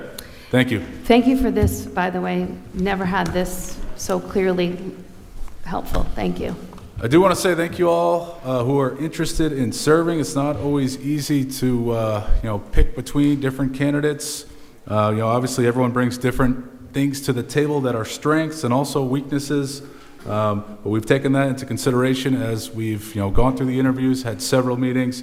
We knew we'd get to this date at which we would be appointing a lot of applicants. So if you didn't get appointed, I encourage you to stay involved. Look for board vacancies. There's always certain boards we're looking to fill vacancies. And that's always a path to get to on one board, but also a path toward another board if you wish to serve on a different one. So thank you all. But now we're going to continue to move on. We're going to move to item 7, approval of minutes of previous meetings. Motion to approve items 7A and B. Second. We have a motion and a second. Any discussion? All in favor? Aye. All right, that passes. It's going to move us to item 8, the consent agenda. Motion to approve item 8. A through G. second. We have a motion and a second. Any discussion? Well, I just wanted to, I was thinking that some of these we should just talk about for the community to know what's happening, like the playground improvements. Yes, That that's was- a fun one to talk about. I just wanted to pull it off just so that we could update the community again, because there is a lot of interest in Wakefield School Playground. If we could pull Let's A pull off. back that motion. I'll change the motion to approve item 8B through G. We have a Second. motion, we have a second. Any discussion? All in favor? Aye. All right. Consent agendas item B through G pass. We're now going to take up consent agenda item A. Just was hoping Terry could come up and give a little mini commercial. That's all. Good evening. Happy to do that. This is good news. We do want to award a contract to M.E. O'Brien and Sons for the Wakefield Elementary School, former Wakefield Elementary School, Nancy Brown Memorial Playground, for upgrades and improvements, repairs for components of the existing play structures that are at that playground. We understand that there's a longer-term plan for that property, but in the meantime, the Parks Division has taken over management and maintenance of the playground. It has been added to their inventory, and this project will allow us to improve the playground for the many neighbors and visitors. Saugatucket Park has become quite a highlight for the town, and it continues to be improved. And the Recreation Commission is very supportive of looking at how we may be able to expand Saugatucket Park into the former Wakefield Elementary School property, but of course that's a longer-term plan. So in the meantime, we will maintain the Nancy Brown Playground Just like when, all the others. if this gets approved, when would we see those improvements? As quickly as possible. The vendor does have the materials in stock, so, and this contract also includes the labor for that as well. So Awesome. within, I don't know, 6 to 8 weeks, Oh, maybe sooner. So maybe just for, right in time for summertime and kids getting. Yes, Awesome. exactly, yeah. Thank you. You're welcome. I just wanted to thank you and Jim for moving on this, because there were a few moms and dads out there that were contacting us as constituents to have some Sure. repairs done. And so just a quick response and getting it to us quickly is great. So I just wanted to give you some kudos on that. So, Thank you. absolutely. Motion to approve item 8A. Second. All right, we got a motion and a second. Any discussion? Thank you, Terry. All in favor? Aye. All right, that passes. Thank you, Terry. So now going to move us to item 9, licenses. A is a resolution granting a victualling license to Global Spectrum Limited Partnership, doing business as Oakview Group of 1 Keeney Road, South Kingstown, application by Brian Rothenberg. Brian, if you're here or if anyone else in the audience is here on behalf of Global Spectrum LP, I invite you to come on up.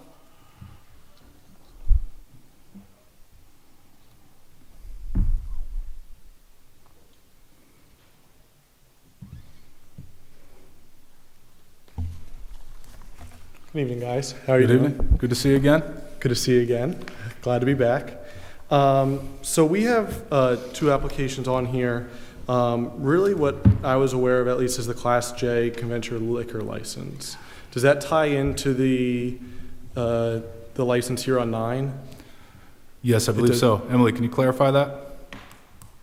Correct. They're just listed separately. I believe it's a victualling license. That's fine. I just wanted to make sure I was tracking what we were actually applying for. Yeah. So with this Class J liquor license, obviously I've been here a couple times in the past for event licenses. So there's one-off event licenses. This is to move to a part where we can start for all events offering beer and wine sales to those guests.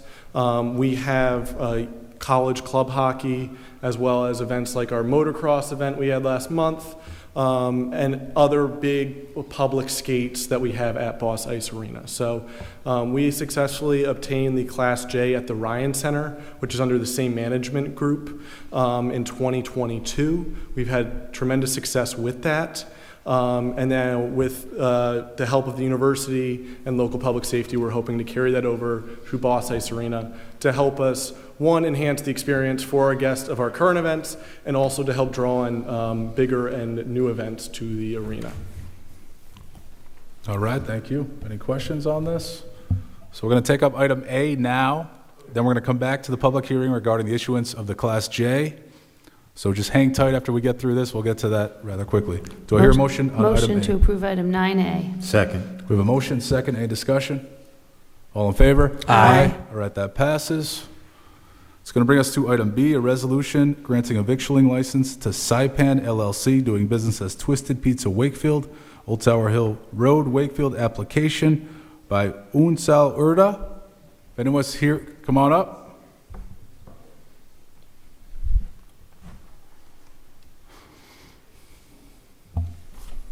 Hello, good evening. Good evening. All right. Tell us what's happening. We're all familiar with Twisted Pizza, but I understand you're opening or creating a new entity to Correct. operate an analogous business, Yes. so to speak. Go ahead. So, thank you for having me today. So, my name is Ansel Arda, and I will be the managing partner for Saipan LLC. And I just want to basically let you know that our goal is to basically operate responsibly and respectfully in our community-friendly business, while of course fully complying with all town and state regulations.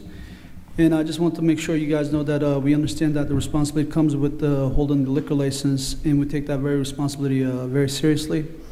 I just want to inform you also that we are committed to maintaining a safe environment for customers, employees, and surrounding community.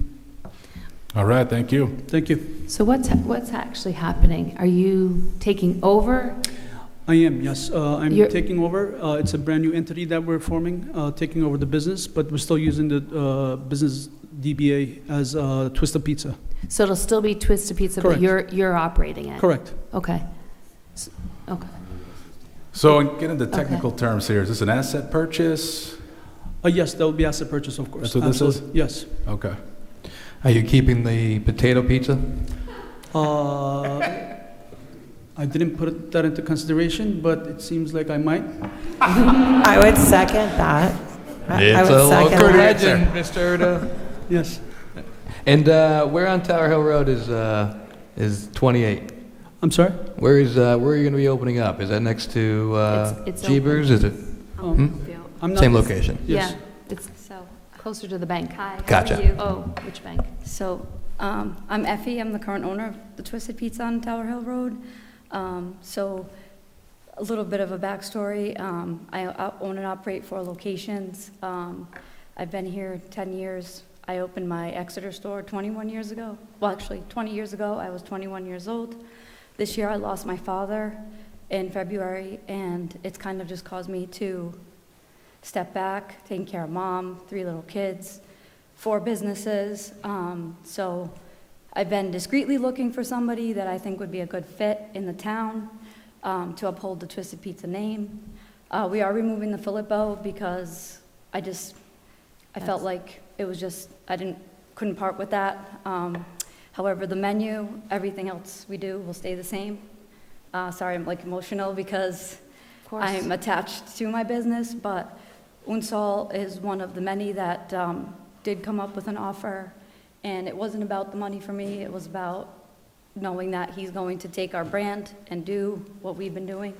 Honestly, work hard and contribute back to the community in any way and form that he could. So it's bittersweet, but I think he's a good fit. And I thank you guys for all the years that I've had here. So thank you. Thank you. I'm glad you got Thank up you. and spoke, and really, I think it was very moving, and I think it was important for you to share with the community Yeah, the transition, and I'm sorry for your loss. thank you. Thank you. Yeah, it was really big for me, so And it's a great endorsement of the applicant. thank you. Motion to approve item 9B. Second. All right, we have a motion and a second. Any discussion? All in favor? Aye. All right, that passes. I know you're also here for the issuance of a liquor license. That'll take place at a public hearing, so just hang tight. We'll come back to that. Thank you. Can I just add one more thing? Yeah. He does not have as good standing because it's held up with mine. I was not aware they needed a partial tax return, and my CPA is on vacation till next week. So once they get that from me, the division will clear him, so it shouldn't be a problem. Amy, The dreaded tax good Yes. standing. it'll be subject to. We're going to take that up at the public hearing. That'll be We'll have some fine. questions regarding that. Thank you. Take care. All right, it's now going to move us to public comment. Anyone in the audience who wishes to speak on any matter, I invite you to come on up. We just ask that you introduce yourself. We're going to limit you to 5 minutes. When you begin speaking, this clock will begin counting down from 5. And with that said, first come, first serve. Come on up.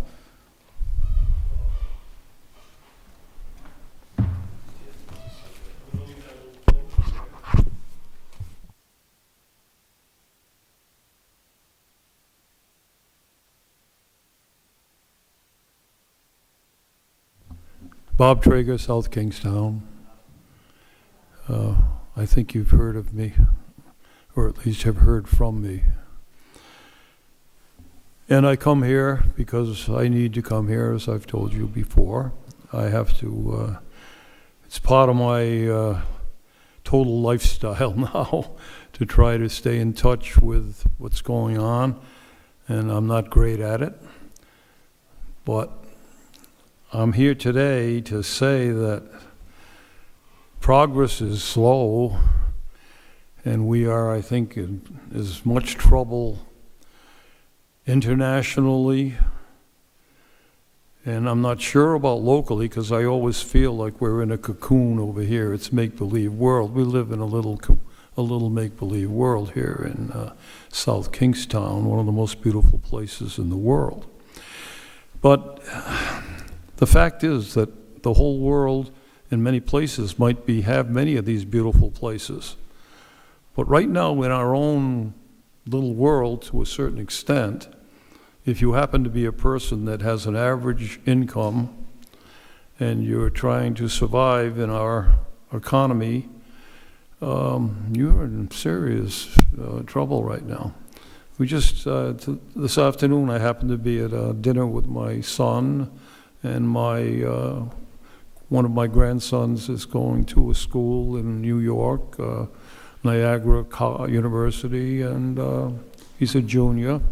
And one of the conversations that came up was, he was asked by someone else, but, you know, well, what about the job situations and things like, what about, what are you looking forward to doing, you know? And, well, he just brought up, he made a comment about people that he's talked to recently that have degrees in high-end computer science activity, AI. Well, they're having trouble finding a job. And they spent some serious money getting the credentials. And I don't think that's uncommon now. So I think the people that have made a decision and a good one to go into the trades probably have a better chance than anybody right now to make a fairly decent living. There's a lot going on right now, and I am trying to pay attention to it. And I know I haven't got a long way to go, but I'll tell you, it's keeping me alive because I want to see this end. I want to see a president that can get up and say that he's disappointed with our election system and it's corrupt and everything, and then he asks Texas to make sure they can get him X number of seats so he can stay and have the power that he loves to wield. And it's being wielded in the most unbelievable, inappropriate ways that I can imagine. And I know we got people sitting here, we're all sitting here, and we're watching this go on in front of our eyes. I listened to him speak this week. I stuck with it. I listened to the president. And it's very hard for my stomach to go through the whole thing and listen to it, because I hear the things he says. He talks about power, and I'm going to end it with this. I got a minute. He just recently, one of the commentaries that he made was, well, how we've destroyed all of the military. They don't have any ships, and they don't have any this, and they don't have any of that. They got enough to affect the whole world economy. Come on, guys. He's still worried. Oh, what about how? Well, you missed all those rockets, whatever you want to call them. You know what I'm talking about. You missed all those things. You don't know who you're talking to in the country.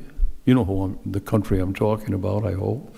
And you don't even know who you're talking to. You don't know who has control of it. And then they talk about Venezuela every once in a while now, too. They just bring it up. Oh, well, we have a good leadership there in that country now. Well, I've heard that the leadership is the worse than the one that was before it. I mean, does the people in this country care about any of this?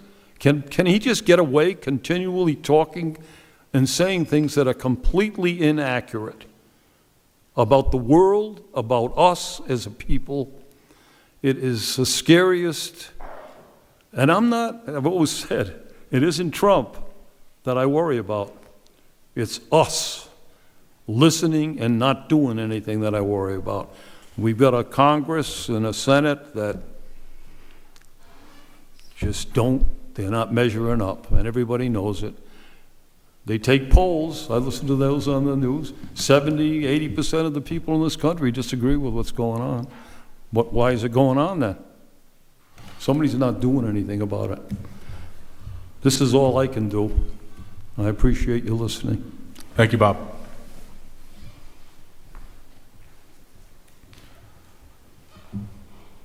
All right, anyone else in the audience wish to speak? Anybody to come on up? Good evening. My name's Tom Bernash, South Kingstown. I'll keep this short and sweet.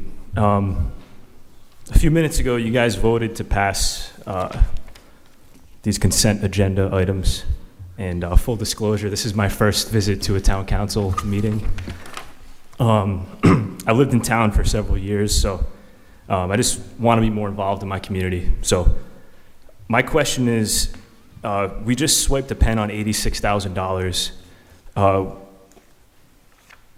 What type of due diligence occurs for some of these items? I'm not familiar with this process, so just could someone enlighten me how we make sure we're spending this efficiently and that these bids are reasonable? Yeah, sure. Typically, it's not a sort of a Q&A session, but we'll do our best to entertain this question. Sorry, but it says you can ask questions, right? It says here. Motion Sorry to- to interrupt you, but So what we're going to do is, because you want us to get into discussion regarding this, we got to add it to the agenda. Motion to add this to the agenda. Second. All right, we got a motion and a second. Any discussion? All in favor? Aye. All right, it's on the agenda. So, with respect to our due diligence as it relates to certain items that show up on our council agenda, so first off, anything in excess of $25,000 that is a town expense or expenditure requires council approval. Anything below that can be expended at the discretion of the manager. There's some items that even if they're below the 25, he puts them on the agenda because he believes the council should actually vote and affirm it or vote not to do it. As it relates to bids, because we're a government, we have to comply with stricter requirements as to having bids go out, opening bids, and doing due diligence as it relates to choosing a certain vendor for a certain project. We can't operate like a private company. We can't choose whatever vendor we want, regardless of price. So there's a lot more, because of like Rhode Island statute and rules and regulations that we have to comply with. So we are very diligent in what we do. It's not just kind of affirming to affirm without looking at it blindly. Jim, Manny, I want you to jump in on this and talk a little about it. We also have our Deputy Town Manager, Luke Murray, who knows in depth about this if he's here. So which item are we talking about? He's just talking about the general process by which we approve items. You should also be aware that every item that expends money, there's a reference in the agenda item to a memorandum that is attached to the agenda, highlighted on the website, so the public has access to those memoranda. okay. And the council gets those usually the Thursday before the meeting. So we've had an opportunity to review all of that.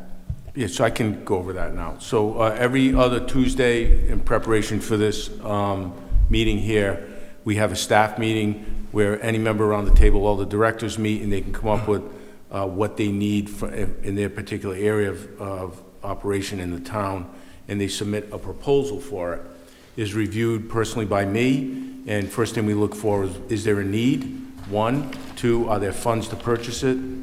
2, and then where would it go on the agenda, consent agenda or the general agenda? And the council president went over the specifics as far as, the dollar amounts. But those items, there's checks and balances in place with all that. Even if I get it through, it would go to the council, and the council can pull it off a consent agenda, which one of our members did today, to ask more questions about it, about the playground. So there's tremendous checks and balances. All this stuff has been planned for months and sometimes years that we purchase. Like you'll see a vehicle on there tonight that's been planned for several years. So as you know, I'm glad you're asking a question. Sure. But now you know that there's a lot of oversight in these items. Okay. So is there a particular place I should be looking for information regarding the oversight that occurs? For example, for the $22,000 in tactical vests for the police officers, where can I find information that So if you go to our is a proven website, expense if for you the go to our town? website, you'll see a memo Okay. from the chief of police to the town council or to the town manager explaining why they need them, where the money's coming from, and what the purpose is. Okay. That's on our website, and that's on the Secretary of State website as well. Okay. So on the town, Mike Maron's mentioning, everything is hyperlinked, so there is a backup memo that it'll explain, like, the funding for this comes from, a grant, the funding from this comes identified in a CIP priority, this comes from, the playground comes from ARPA grant and ARPA funds from COVID, when the federal government gave funds to each community to address the effects of COVID. So that one is ARPA, that's what ARPA means. So a lot of that is all hyperlinked in the backup memo. Okay. So that's for the consent agenda. Later in the agenda, there's also the new business items, which are things that we're discussing. I don't know. I think there are several things, purchases there as well. So Okay. if you have questions about them, people can ask them at public comment, or you can send an email or correspond to any of us beforehand if you had a question. Okay. Is there any other questions about the items that you want us to answer? No, I mean, it's just generally like, just a general concern for. Like, the procurement, aren't there the municipal procurement sites? If you Google, I just Googled that this week, municipal procurement, Rhode Island, you can get a lot of information that way too. Okay. I mean, can I just give you one example that, Sure. the last meeting, there was $16,000 spent on the town clerk's office door. Yeah. There was one bid submitted for that door. Yes, that's a good And question. I looked through it, and I Yeah, couldn't understand I saw that. That was a good why a question. door would cost $16,000 first, and then second, why was there no other bid for that door? So that question was brought up by a council member, was brought up by me personally, was brought up by a facilities director. So government, doors in government buildings like this are not made like a door. These are commercial grade doors, right? That's made of steel. It opens and closes. It was broken. It's an automatic door for, we have the American Disabilities Act. So people who are disabled have to be able, by law, to be able to get through any part of this building. That's why we have elevators, that's why we have buttons outside. But that particular door, it did strike me as a lot of money, but that's what it cost. And because we got one bid doesn't alarm me. That happens sometimes. Some people don't like to do business with government because it takes time to get paid. But that door specifically was those two doors, there's two of them, very expensive. They open automatic. They have buttons to press for people who are in wheelchairs or have any type of disability, so. Good question. If I can just follow up. Please, yeah. One other resource that you have that was discussed at the last town council meeting, and if you go on the website for the agendas, you can actually click on the agenda and you can watch the meeting that took place and you can listen to that discussion. For the benefit of you and the public, the items that go on the consent agenda are basically routine and small matters. The larger items, and as Deb pointed out, our new business section includes items over $25,000 that have to be discussed individually.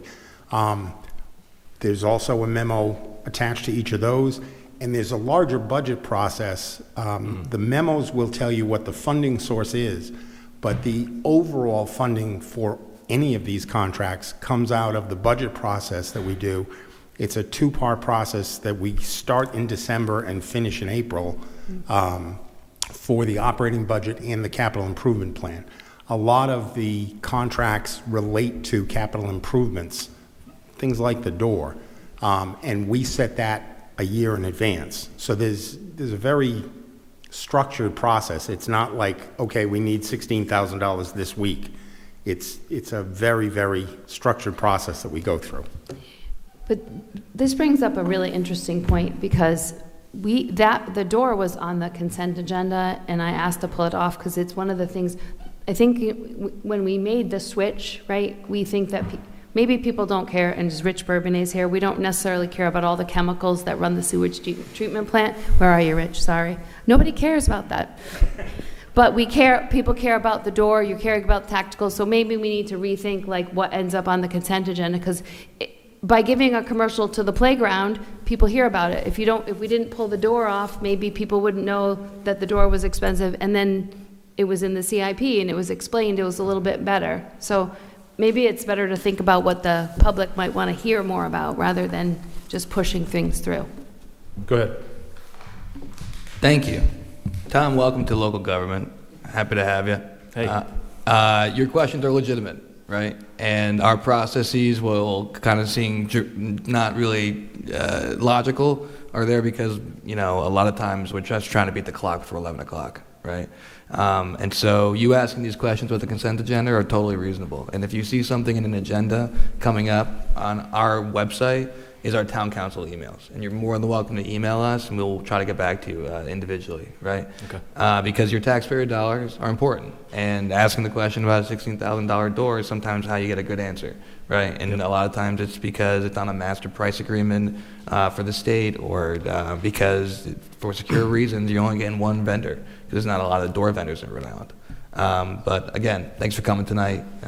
It's kind of wacky sometimes, right? But keep asking questions. All right. Yep. Thank you for your time. Thank you. All right, anyone else in the audience wish to speak? I invite you to come on up.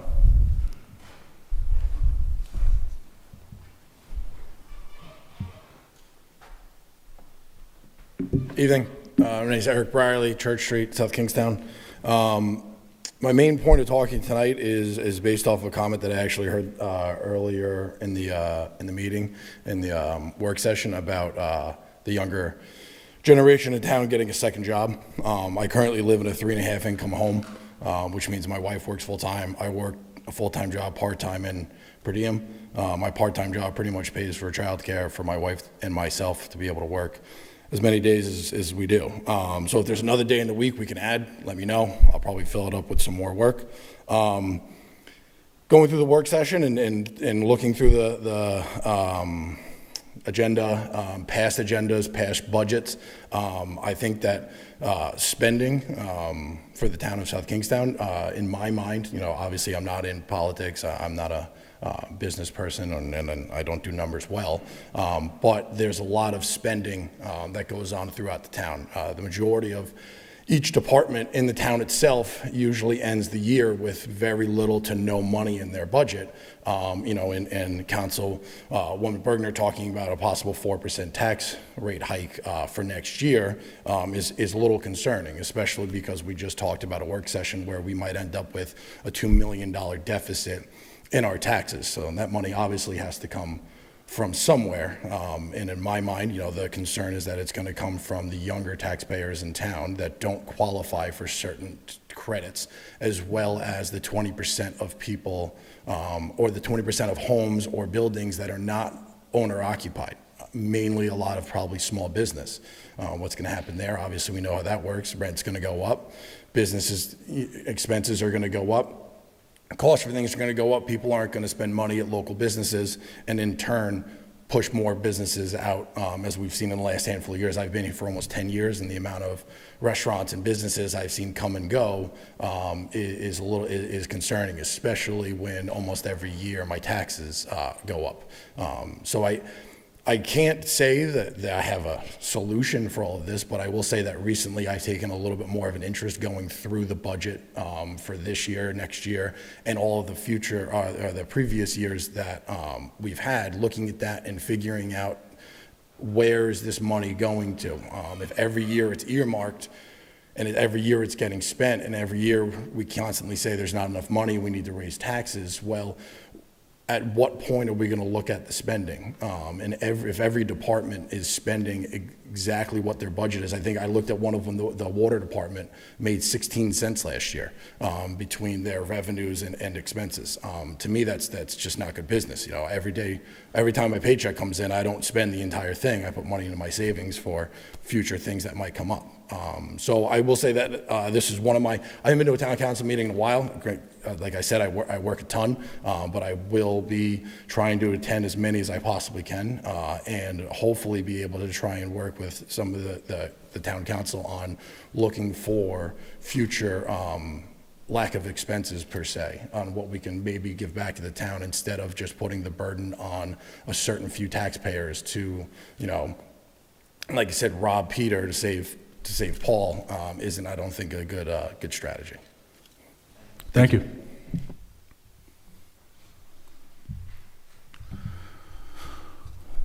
Anyone else in the audience wish to speak? I just invite you to come on up. If you're waiting out for a new business item, I also encourage you to come up now. Now would be the time to speak on any particular item you wish to address. All right, we're going to move on. Next up, we have public hearings, but before we take that up, Amy, I want to ask you what we should do regarding item 12A. Typically, what we do is we open the public hearing for a particular issuance of liquor license or transfer, then we close the public hearing, then we take up 12A to increase or affirm the number of outstanding licenses, then we come back and vote on the public hearing. In this instance, we have 3 public hearings related to the issuance or transfer of liquor license. Should we take up 12A first? You can open them all and then go to 12A and then go back. Okay. So open them, close them all, vote on the number, come back, take them all up. Okay. All right, we're going to start with item 11A, a public hearing relative to an application for a license to keep and sell alcoholic beverages in South Kingstown in accordance with the general laws of 1956 as amended as follows.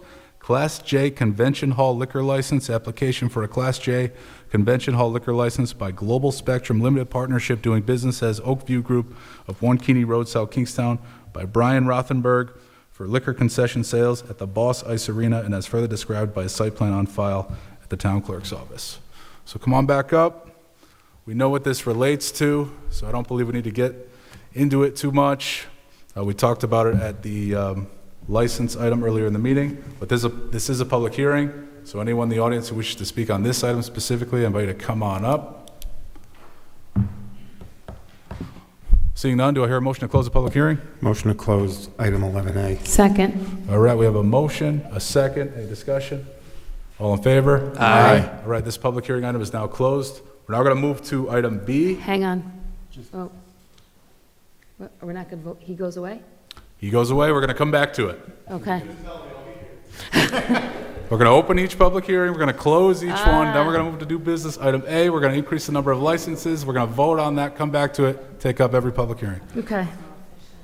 Item B is a public hearing relative to an application for a license to keep and sell alcoholic beverages in South Kingstown in accordance with the general laws of 1956 as amended as follows. Class B limited liquor license, application for a Class B limited liquor license by Off One Brewing LLC, doing business as Tower Hill Brewing Co. of Village Square Drive, Wakefield, by Brian Hubert, partner, for the tap room liquor service area, and as further defined in a site plan on file in the town clerk's office. Welcome. Good. And is that, I'll just make sure the button on the right is on. Yeah. How's that? It's good. You're good. He's an IT guy. So it's a good opportunity for you guys to fill us in. What's going on? Yeah, we've been there over 2 years now, and we're looking to expand the offering to the public. It's come to our attention that some of our patrons want to enjoy a glass of wine, so looking to oblige and add that to our current license. So. All right, easy enough. This is a public hearing, so I got to invite anyone in the audience who wishes to speak on this specific item. If you wish to do so, come on up to the podium. I just wanted to say that I think that you all have done a great job at including the community into your space. You have opened it up from all political affiliations, nonprofits, churches, charities, the whole 9 yards. Not everybody does that, but that's the spirit of South Kingstown small businesses, and you guys brought a lot of energy this past 2 years. So all I wanted to say is kudos. Thank you so much. I would like to just piggyback on that. I appreciate that because we are all SK people. We weren't born here, but we all moved here about 25 years ago. We literally, the three of us, and there's 4 owners, and we all met in the same neighborhood. The 3 of us still live on the same street in Penny Lane, and so in Broad Rock. 3 of us are URI grads, although we didn't go at the same time. We love being part of the community. We love partnering with URI. We love partnering with SK. We love anything we can do within it with the nonprofits that come in, the entertainment.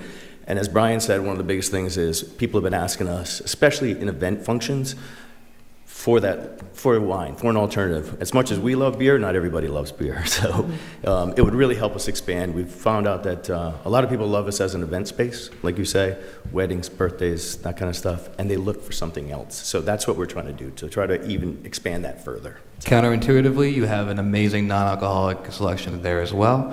And sea shanty night. If you haven't done it with the URI Marine folks, that's a great night to go to, folks. Thank you for the music. So why not go for the full liquor license? That's all we want. It's just the additional wine. We don't want to get into any other mixed liquors and things like that. We want to keep it simple. At our hearts, we're a tap room. We're a brewery that goes into distribution and serves out of that tap room as a community space. So we don't want to be a bar. We just want to do that. All right. I mean, you have such a great story. The 4 guys, like, making the plan in the garage, talking about opening a brewery. There's an accountant there, Rory. Bob Golden, he's the accountant. I'm not Which sure one is Bob Golden? Yeah, I've for 34 years, Yeah. but 20 years in town, so love being a part of SK.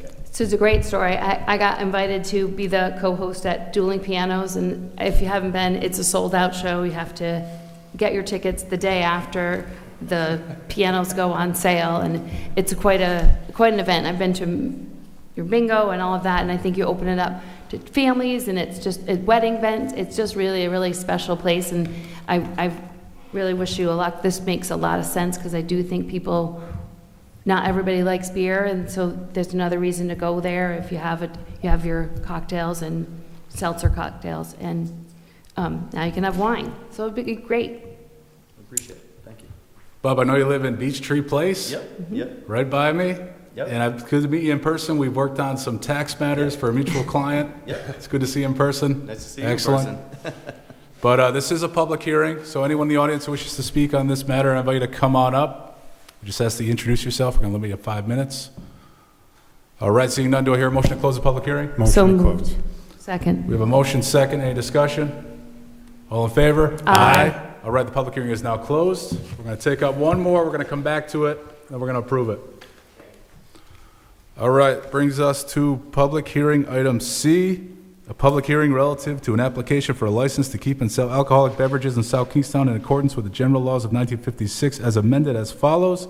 Class B victular liquor license, application for a Class B victular liquor license by Saipan LLC, doing business as Twisted Pizza, Wakefield, Old Tower Hill Road, by Unsal Urdu, managing member, contingent upon the issuance of a certificate of good standing from the Rhode Island Division of Taxation for the dining rooms and bar area in accordance with a special exception granted by the Zoning Board of Review on September 19, 1990, and as further defined in a site plan on file in the town clerk's office. All right, welcome. Thank you. We know what this relates to. Yep. We understand there's some outstanding issues obtaining a certificate of good standing. Correct. But you're in the process of obtaining relief related to that, so you can get a certificate of good standing. We believe that's likely to occur. Yes, very. Okay. All right. Anything else you wish to add on this? This is an issuance of a new license or a transfer of an existing license? So we're doing it as a new license because at first we thought we would have, that it would be quicker or what have you, and then it ended up just still needing a bunch of things from me. So it's pretty much, I guess, it wouldn't have mattered either way. So he is getting a new license now, and the minute he gets his, I will give mine back. And I did provide a written formal letter to Emily stating that the minute he was granted his licenses and could pick them up, I will relinquish mine. Okay. But as of now, I can just continue doing what I'm doing until everything is done and we get the good standing. Gotcha. Gotcha. Any questions up here? Motion to close the public hearing? Well, we got to open it up. Amy, you wish to add anything? No, just the council can grant whether you call it transfer or new license, grant but not issue subject to satisfaction of all requirements, including, if you do it as a new license, surrender of the present license. Okay. This is a public hearing, so if anyone in the audience wishes to speak on this item, I invite you to come on up. Seeing none, do I hear a motion to close the public hearing? Motion to close the public hearing. Second. All right, we got a motion and a second. Any discussion? All in favor? Aye. All right, the public hearing is now closed. We're going to take this item up momentarily. We're now going to go to new business item 12A. Yep. We're going to increase the Class J Limited from 1 to 2. We're going to increase the Class B Limited from 6 to 7. And I believe the last one is the Class B Victular from 32 to 33. So moved. Second. All right, we got a motion and a second. Any discussion? All in favor? Aye. All right, that passes. We're now going to move back to public hearing item 11A. Do I hear a motion? Motion to grant, sorry, I lost the page. Class J liquor license to Global Spectrum. Second. All right, we have a motion and a second. Any discussion? All in favor? Aye. All right, that passes.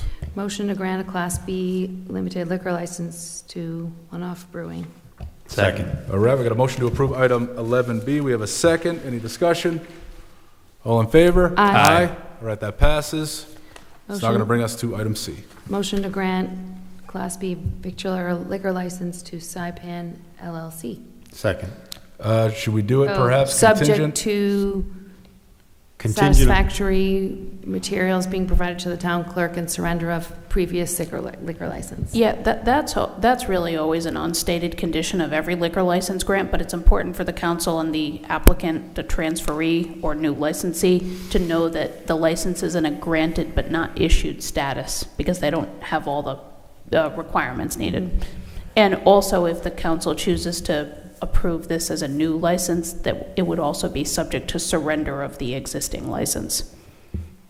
So moved as amended by the solicitor. Second. All right, so we have a motion and a second. Any discussion? I'm craving pizza now. All in favor? Aye. All right, that passes. Thank you. All right, that's now going to move us to new business. We're going to go to item B, a resolution authorizing the town manager to enter into a lease agreement with St. Francis of Assisi Church to lease a portion of town property for a vegetable garden, Garden of Hope, for their meals program as requested by Council Vice President Mike Marin. Mike, go ahead. This is something we had done last year. The Kitchen of Hope operates out of St. Francis, and they grow some of their own vegetables. The adjacent to that is town property that's not otherwise being used, and we granted them permission to use the land for the garden. The Kitchen of Hope is now up and running. In reference to a couple of the comments that were made during public comment, we don't have social service agencies as part of the town. One of the things that South Kingstown does is we try to partner up with nonprofits that are providing services we can't. The Kitchen of Hope provides food to people who can't well afford it. So I would ask that council approve a renewal of the lease for another year. Motion to approve of the lease. Second. We have a motion, second. Any discussion? Go ahead. Sure, Jim, are there any, there's no financial for the public, there's no, it's just a free lease of the land because we're currently not using it, but they understand in future, every time we might need it, we would. It may be $1, and it really is almost more of a license than a lease because it is revocable if, Right. for whatever reason, the town Right. chooses to revoke its permission. I don't have any problem with it, just, I feel like future 50 years from now, someone could say, like, we've always had this and the town might need it. So I just want to make sure that the church in St. Francis is clear that it's, do you know what I'm saying? Yeah. When we set this up, Mike Ursello talked us through it last year, and I think it was $1 for consideration to have the contract. Yes, and it Yeah. indicates it's revocable at any time. Okay. For the record, the town council does not get free vegetables. And there's no assignment clause or any of those things, No, Amy? so it's a one-year lease. We monitor it every assignments. year to make sure there's no plans for expansion by the town for whether it's a parking lot or expansion of the building. So it's year by year, and the council will approve it every year. Great. Thank you. All That's for right. the public, too. So we do have a motion and a second. Any further discussion? All in favor? Aye. All right, that passes. It's going to bring us to item C, discussion and potential action relative to an email received on April 29, 2026 from Fran O'Brien requesting the town council to approve the current Rhode Island Department of Transportation blanket permit to move non-divisible construction loads obtained by RT Transportation for the purpose of moving house sections from the fabrication site at Fiore Industrial Park to the final site at South Shore Village for local use until its expiration on April 26, 2027. I believe Fran O'Brien is here, along with his attorney, Attorney Callahan. I don't see Fran. I see Tara. I know, I see Tara, but I don't see Fran.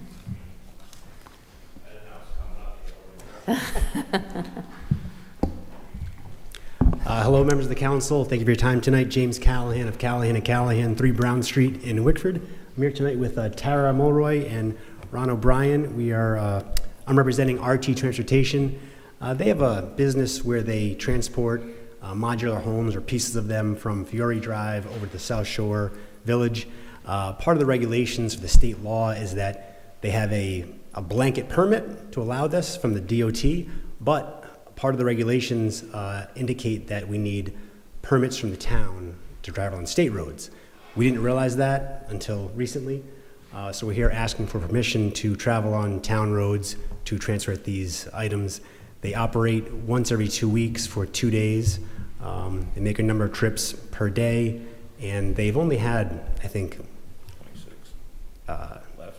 26 left over the course of the next year or two. And they've only had, I think, 3 issues with mailboxes, which have all been repaired and paid for in the past 7 years, since 2019. Tara and Ron are here in case of any questions. Be happy to answer anything you may have. All right, thank you. Any questions? Good. I'm not sure, Matt, whether it's for you or for Amy, but what's the vehicle, pardon the pun, for the council to approve it? The RIDOT permit simply states that municipal approval is needed for travel on non-state roads. So municipal approval could mean the council approves it directly, or I think you could delegate approval to the police chief and director of public services if you wanted to. So there is no prescribed vehicle for approval. They need approval from the municipality in whatever form you choose to grant it. All right, any other questions? Attorney Callahan, how did you find out that you needed a permission? We had, that's a good question. I think it came to our attention because there was a complaint emailed to the town council, their town manager. About the mailbox. Yes, and Tara has had some interaction with that person. We've paid for the mailbox, it's been repaired. This happens for a number of years. I mean, the travel has happened for a number of years, not the damage. And then Amy did a great job in kind of figuring out where this is, because the state law does not say you have to have a permit. It's the regulation that's from DOT that says you need a permit for state roads, but the town itself has no mechanism for that, no ordinance or regulation. I don't think any town does, really, from what I can tell. So that's why we're here for that permission. Whether it's delegated to someone else is not our concern, whatever works for you guys. I asked the question, Attorney Callahan, because to use a local expression, the emails were wicked pissed. True. I mean, it wasn't an understatement. It's all caps, right? And so as you know, you are constituents, they are constituents, so we have to kind of hear both sides of it. As this council, as you know in this council, and you maybe have spoken to a few of us up here, but we're in favor of affordable housing and more housing in South Kingstown. We're also in favor of our constituents having mailboxes that stay on the post, right? So I think that's kind of like where we're at with this, right? This kind of issue. So, thank you. Thank you.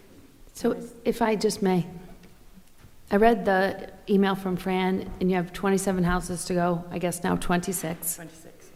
So, just curious, will your business shift? Is this a permission for this project on these roads, or this project, or your company on all roads? So we actually started this business, my brother-in-law actually built the houses. Okay. And he was having issues finding a trucker. Mm-hmm. So we started a trucking business just in order to do this actual project for LeBlanc, for South Shore Village. So you really need 14 months of, or whatever it is, 11 months of permission? Yes. And then you're not going to be driving? We may need a little bit more depending on how quickly they sell. But it will just be South Shore to Fiore. Yes, that's it. The duration of this project, and that's it. Yes.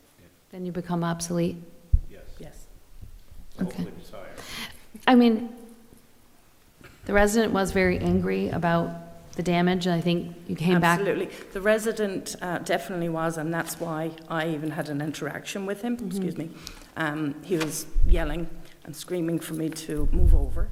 And on my way back from delivering the house, I did pull in, speak to him, and he had some choice words for me. I'm the rude blonde. I'm sure you've all seen the... Yeah, but he did have some choice words, which is fine. I had paid him, this was 2 years ago, I paid him $505 for his mailbox, which I thought was exorbitant, but it was a nice mailbox, I guess.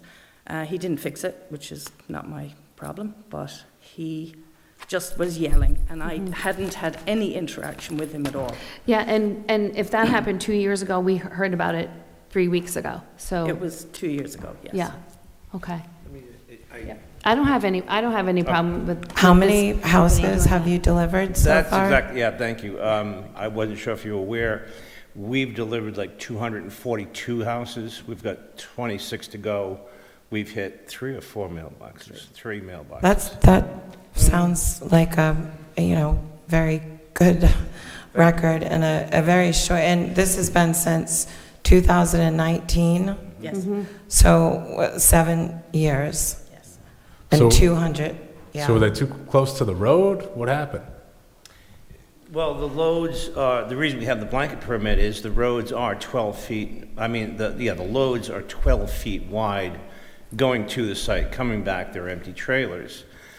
And some of the roads are narrow. Sometimes you're dealing with traffic coming the other way who just aren't aware of the spatial relation there. And one of them I did myself because it was either hit the guy because he just wouldn't move over or hit the mailbox, and I hit the mailbox. So it's, again, after 242 houses, 10 trailers for each house, 2,420 trips, we've hit 3 mailboxes. So. And I'd imagine you take the same route every time if you're going from one location to another? Most direct route. Is it Route 1 to Gravelly Hill?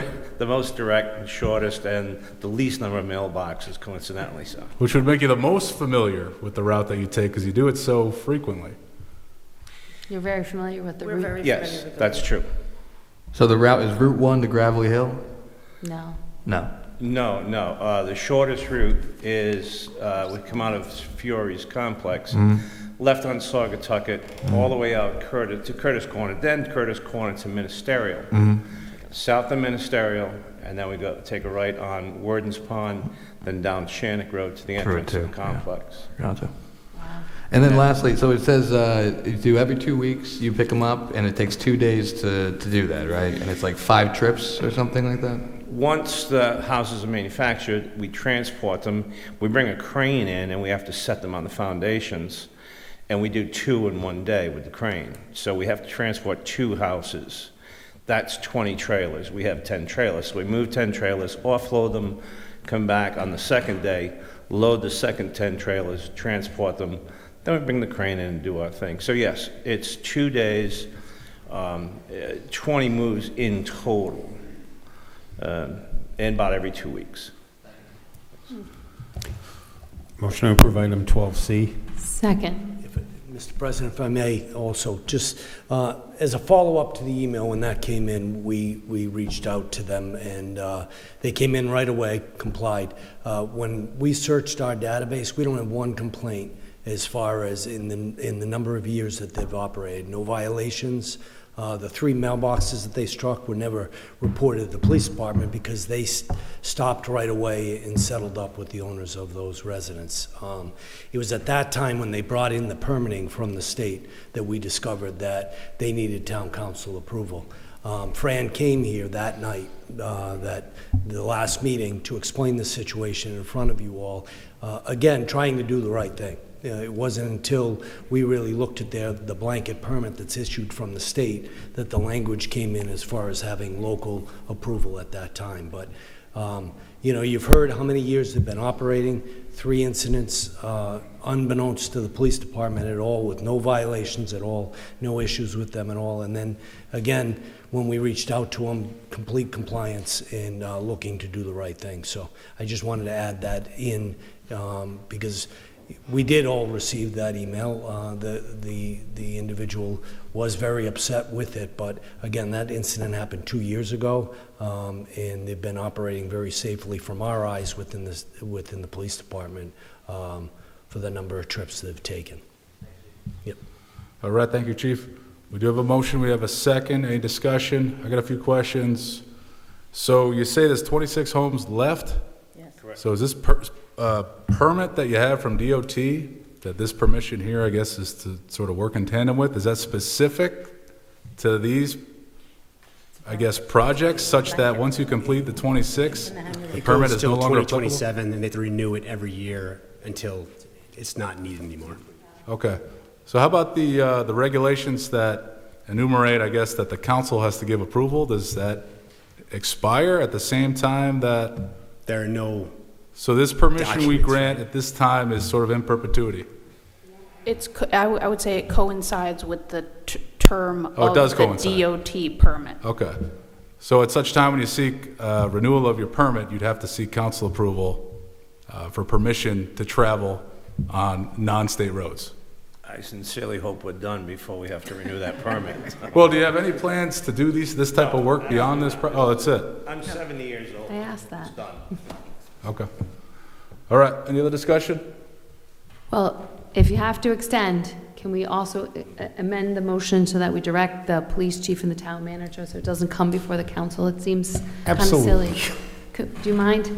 No, It was your motion? it's a great idea, yeah. Okay. We have the authority to grant Yeah, permission she said- beyond the time that the state permit I is think. valid? I No, think. no, if they renew, we delegate our authority to the town manager and the police chief to renew it, so they don't have to go through this. I think you can add that delegation to your motion. I guess the only thing I would say is if next year it would be a new council, and potentially a new council could make a different decision. So what's the motion? Don't know now. Well, That's a good point.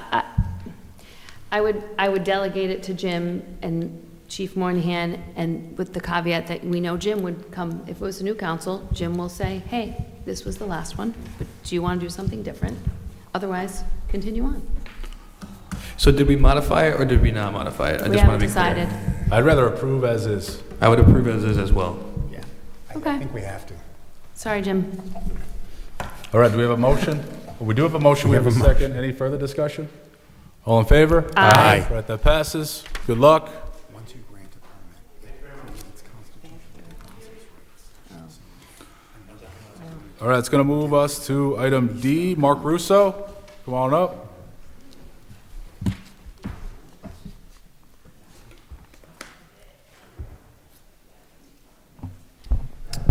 Good evening. This is a resolution authorizing a bid award to Hartford Paving Corporation of Johnston, Rhode Island for the Senior Center parking lot renovation project, repaving, in an amount not to exceed $518,115. That's including a contingency. This is funded through the Community Development Block Grant that we received for $250,000. I believe this group had authorized that several months ago. And also, the remainder will be taken care of through the grant matching fund reserves that the town has. All right, thank you, Mark. Any questions? Do I hear a motion? Motion to approve item 12E, 12C. D. Hello. All right, we have a When they're on the motion. wrong page, split page. Second. We have a motion. Thank you and a second. for being so diligent about pursuing alternate funding sources, too. You're welcome. All right, we have a motion and a second to approve item D. Any discussion? Mark, how long should this new paving last for us? It's required maintenance on it?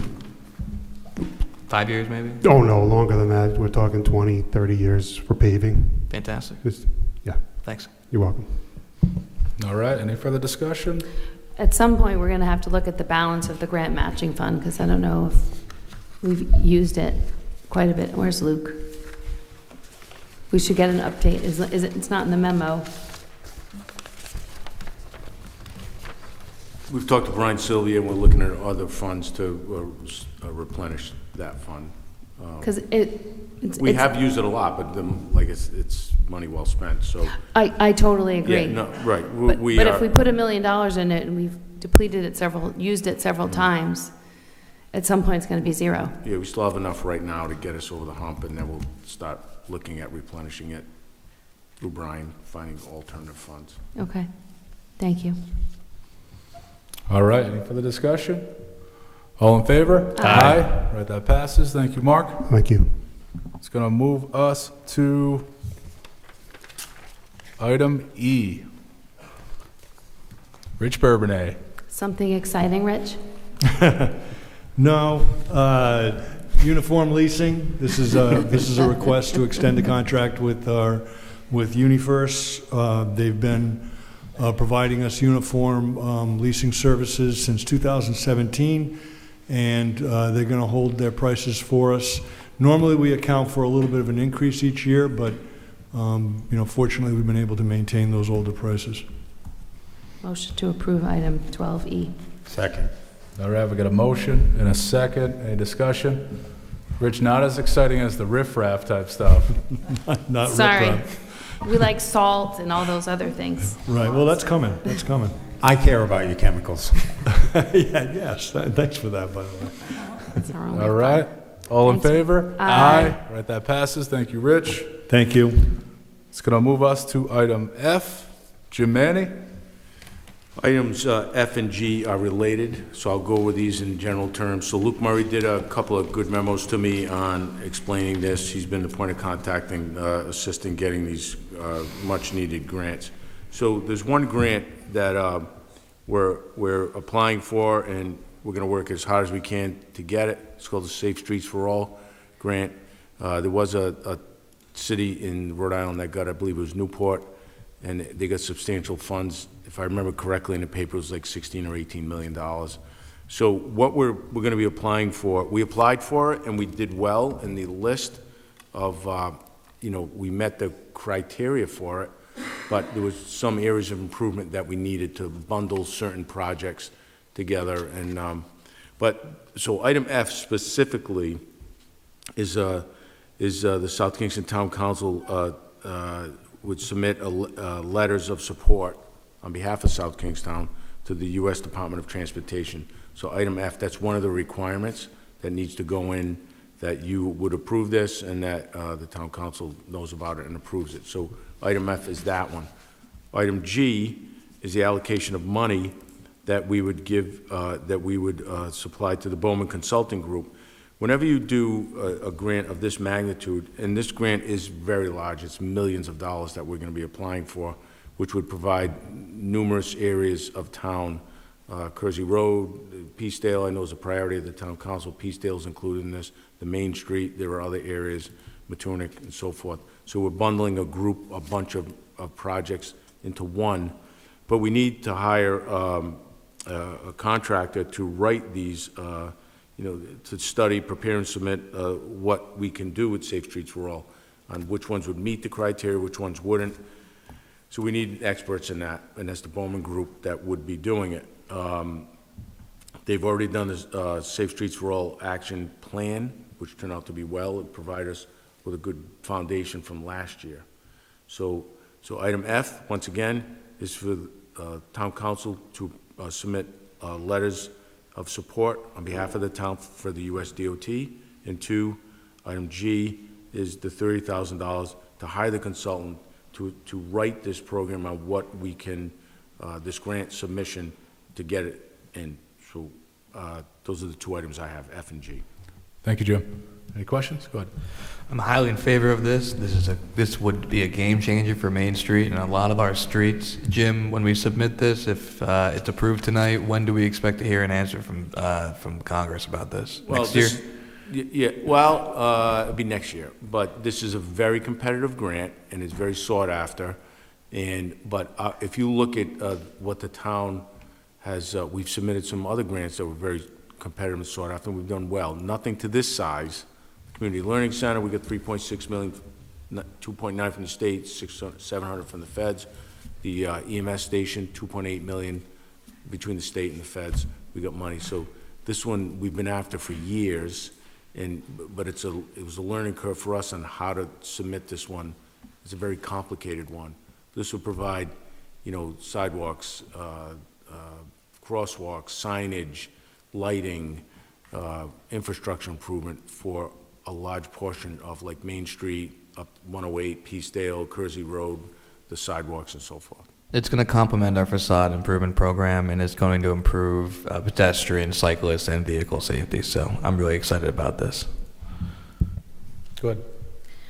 So this Bowman Consulting Group, they did the 2025 grant application, which we didn't get, and we, I think, felt a little disappointed because it's very competitive, but we thought we had a good application. We're going at it again. Is that what's happening? Yes, We're going to do round two? But what they did last time is not lost. It's a foundation for what's coming up, but we need more. We needed more projects and more studying by them. They're very reasonably priced. We vetted them before. They did a great job. At least they put us in the running for it. Like we got last time, we didn't get shut out.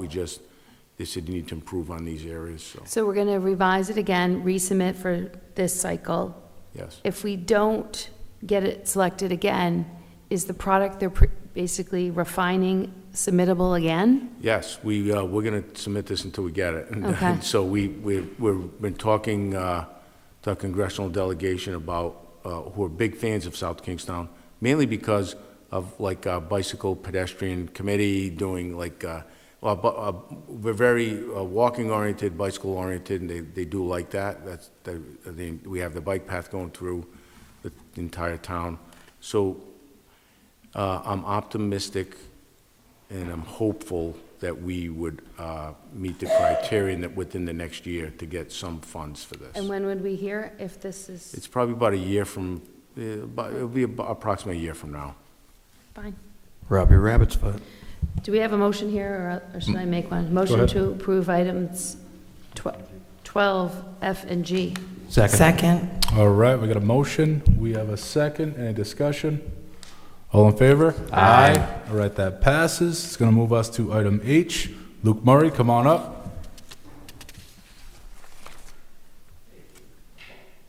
Good evening.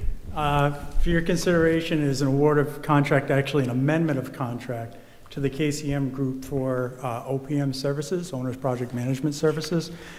So to start off, I'll just point to a few projects that are ongoing, and one of which just opened up, the EMS project. I believe you all attended the ceremony there and cut the ribbon. It was a great project. The reason that project got done on time and on budget was because we had additional staff resources. We had bandwidth expansion.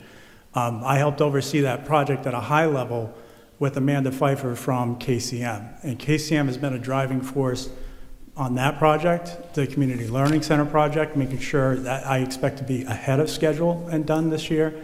In addition, working on the Guild project, the windows are done, the vestibule is going to be done this summer, and that project will be done on time. I can't express enough how much that's expanded our ability to take on these projects without having to hire additional staff.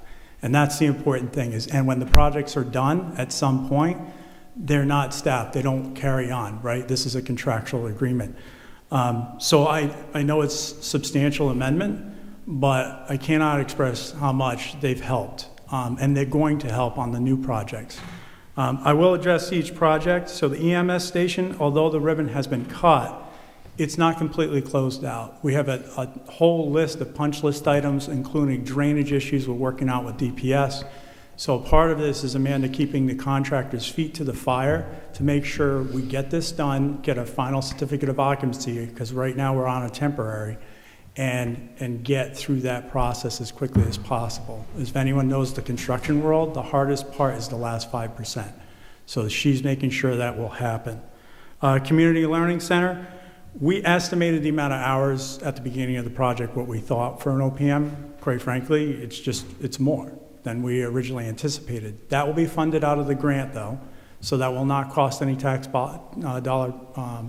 dollars to implement and continue on. So again, if we want that project done right and on time, actually ahead of time, I would recommend keeping them on. The neighborhood guild improvements, that'll be paid to the guild fund. It's been paid to the guild fund to date. That'll finish up the project on all the improvements both there. And then if you go down Indian Run Brook, parking is tied into that project. We had a separate grant for $66,000. That'll be embankment restoration, water quality improvements, and repaving of the parking lot. So KCM would continue on working on that. Affordable Housing Fund, this is one of the top priorities of council. And I will tell you, I'm managing the demo of the current schools. I have a consultant on board now, but there's already a lot of work now, and the lift on this is going to be substantial for both me as kind of helping coordinate and herd the cats, but also planning, doing their aspects of the project. So having KCM really being the foot on the pedal on this to make sure that we're meeting your goals is going to be key in that process. So that will be, I'm asking for approval to take those funds from the Affordable Housing Fund, specific to that purpose.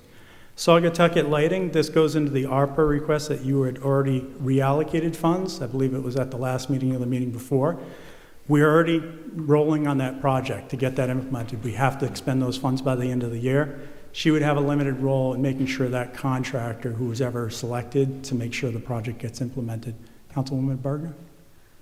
Just regarding affordable housing, is there money in that fund to fund that portion of the project? There is, unfortunately, I don't think Brian is here, but these are all vetted with finance before they even get on the agenda. So he has vetted it. We do have, I don't unfortunately have the full balance, but it's well in excess of this request.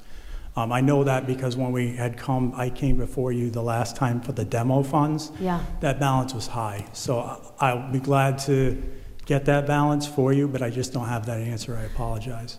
That's okay, you don't have to apologize. It's just, it would be helpful for these, because we go to those places to use the money, it would be helpful to always include that in the future, 100%. in the future. Yep. I'm only apologizing because I'm realizing now I should have had that number, but. Well, because we get people we had requests for funding, we've given money to the housing authority out of it, given money to the projects out of it, so we just. Fair enough. We'll get that to you.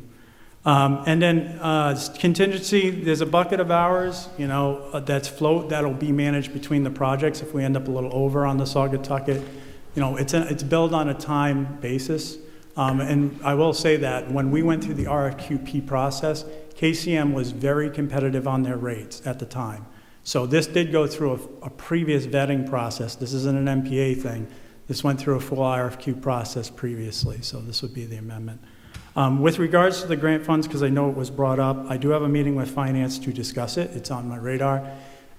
That grant fund is a cash flow issue, not a funding issue. So as long as we keep putting funds into it, as we keep taking on these grants, it's okay. I will say that our obligations are potentially outpacing, especially with Safe Streets for All. So it's point of discussion. We're working on it with the manager to make sure that that's kept balanced and making sure we're making good recommendations to you to appropriately fund it. Not overfund it, but fund it at levels we need to keep the projects going. All right, thank you, Luke. Luke, looking at the attachment, it's really very well laid out. That's attached right to the email, to the agenda here, and it looks like we're going to take $67,000 from the Affordable Housing Fund, which that I feel like we definitely have that much. We have more than that, I think. But I do appreciate your points because we have utilized that. Thank goodness the Housing Authority won't need our help anymore. I just remember when we had a discussion previous months ago, and I said we can't give away all the affordable housing money to this project that's before us right now because there's going to be future asks. And we were almost depleting it, and then we had a conversation about what replenishes it and what we But then we just got 47 million, so it was worth it to bridge the gap to where we are now. So you can't keep taking from the same bucket if there doesn't get a replenishment, so. Right. It's fair. Thank you, Luke. Motion to approve item 12H. Second. All right, we got a motion and a second. Any discussion? All in favor? Aye. All right, that passes. Thank you, Luke. It's going to move us to item I. Jim Manny? So if you look historically, the request is that the town waive the fees to the Union Fire District when they do a project such as the one they're doing on School Street with the forestry building. It's minimal amount of money, it's about $1,600. But if you look at the historical perspective, when we were building South Kingston High School, when it was first proposed, it was a substantial amount of money. If I stand to be, I think it was like $500,000 in like fees, that 480 something thousand maybe. That, I think it was north of 400 anyway. Yeah, that the Union Fire District could have charged for the project. And we spoke to them and they waived all the fees that they could. There was just a little piece left because they had to outsource some of it and whatever, but they had a minute amount that they took from it compared to what it was. So they've been a very good partner to work with. They also waived their fees for, this is for fire inspections and fire placement type work that they do. The Community Learning Center, Peacedale, they waived their fees for that. New EMS station, they waived their fees for that. One of the considerations was, would the town waive their building fees when they do a project? I think the answer is pretty obviously yes, compared to what we've already gotten from them. So they're doing the forestry building. the town, is the holder of that lease. We gave them a 50-year lease, very generous lease. But they're very good partners with us, and they're requesting that we waive the $1,600 fee for building fees and so forth. So that's the request. Thank you, Jim. Any questions, or do I hear a motion? Motion to approve item 12I. Second. We have a motion and a second. Any discussion? I just want to say, I think this is a good idea for both parties. And again, it's another area where we don't have a full-time fire department that we have to fund. We're relying on volunteers to the extent that the town and the different districts can have an agreement basically to cooperate with each other, I think is better for the taxpayers. Agreed. We love UFD. All right, any other discussion? All in favor? Aye. All right, that passes. It's going to bring us to item J. Chief Moynihan, come on up.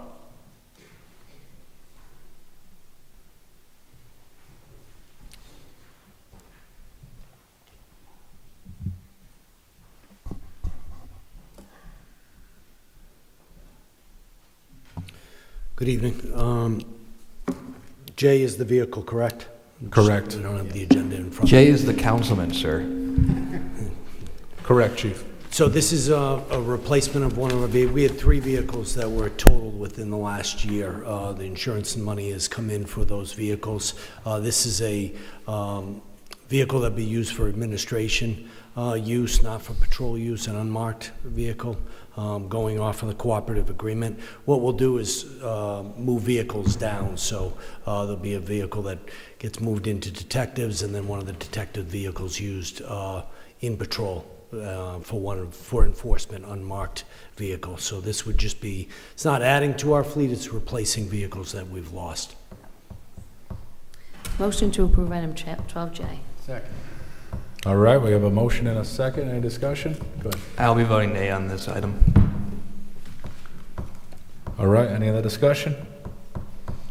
All in favor? Aye. Anyone opposed? Nay. All right, that passes 4-1. Thank you, Chief. Thank you. It's going to bring us to item K, a resolution adopting a citation to recognize, in recognition of Kate Brewster for receiving an honorary doctorate degree from the University of Rhode Island, as requested by Council Vice President Marin.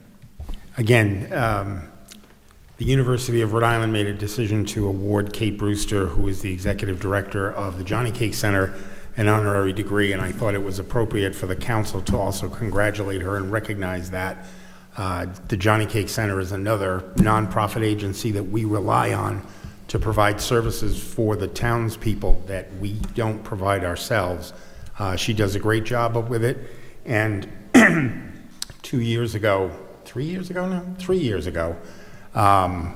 when Governor McKee proposed the Learn 365 program, the day it came out, Jim and I happened to be having another conversation and started talking about this.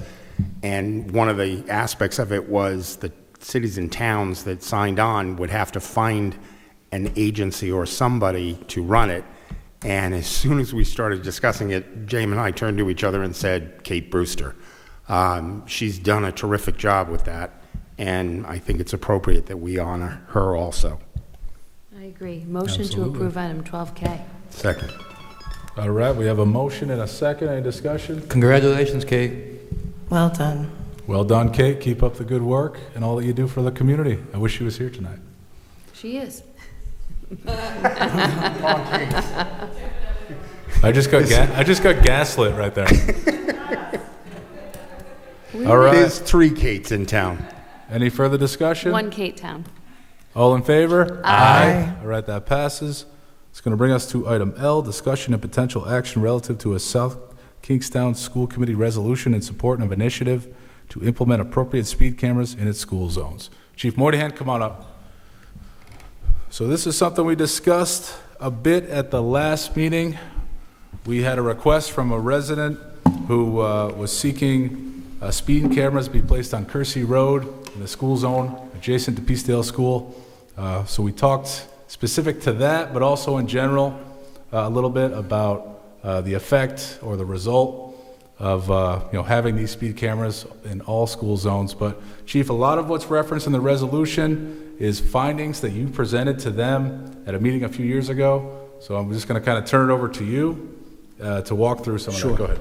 So as we have talked about, and I did provide the last meeting some of the data, I think we all know we have a speeding problem in town, and it's not specifically in our school zone, throughout. There's been many complaints that have been brought to our attention. We've increased our enforcement. We've created a traffic enforcement unit that the department never had, where we have dedicated officers doing traffic. We've purchased motorcycles and added those. That was a new feature that we brought into the police department. We've had community groups and neighborhood groups that come in and talk about speeding. This is an issue dealing with the school zones because state law allows for speed enforcement cameras to be placed in school zones. It is one of the tools that can be utilized, but really when it comes down to it is we have a speeding problem, and in order to address the speeding problem we have to change driving behavior, and driving behavior is done with consistent enforcement and utilizing tools that are in a form of a deterrence, so people know that if they are going to exceed the speed limit and travel on any road in the town, that there's going to be consequences as a result of that. Speed cameras, as we see in other communities, are a force multiplier. They don't discriminate. They're there during all school hours, and if they're found to be someone violating a threshold speed, and as we talked about the last meeting, we talked about 11 miles over the speed limit, that a summons would be issued to the registered owner. So again, this is back on the agenda. We've talked about it. We've talked about what our options are. This is a policy decision for not only I think the council, but also our community on what you want to do. We're seeing these speed cameras come up in many different communities. Just as I'm sitting here before the meeting started, someone says, that they're going to stay away from Warwick because of all the speed cameras up there. That's a deterrent. That has a change of behavior. When it comes down to it, if you don't want to get issued a summons, you don't speed. That's the bottom line. People have the ability not to be issued a summons. The cameras are there. Again, they don't discriminate. If they're found that a vehicle is traveling in that area in excess of what the speed limit is, then they're issued a summons. But again, it comes back to policy decision that you all can make. Other options, we have 50,000 calls for service in the police department a year. We have 58 officers. We're stretched thin. As I said, we've gotten a grant from RIDOT to pay for one officer to be in our traffic enforcement unit. He's on the motorcycle every single day that the weather is good, that he can be out there and patrolling, and does a great job. We get a lot of great feedback from our community of him addressing some of the speeding complaints we have. Cameras put in our school zone will be a force multiplier. They can be utilized. They're not taking up staffing. Other alternatives that I would suggest is increase our allotment of police officers then, or provide extra funding that we can put officers on overtime. But we're stretched thin as it is. It's been this same argument. We've talked about it for the 4 years that I've been here. If we want to have an effect in our school zone, this is one option. All right, thank you, Chief. Chief, when we talked about it at the last meeting, it was raised by a resident specifically with respect to Kersey Road, which is adjacent to Peacedale Elementary. The school committee's resolution, though, is for all of the schools, or all of the school zones. So 3 elementary, Broad Rock, and the high school. Number one, that's a much bigger picture, and there are competing interests here, and I'm not taking a position one way or the other.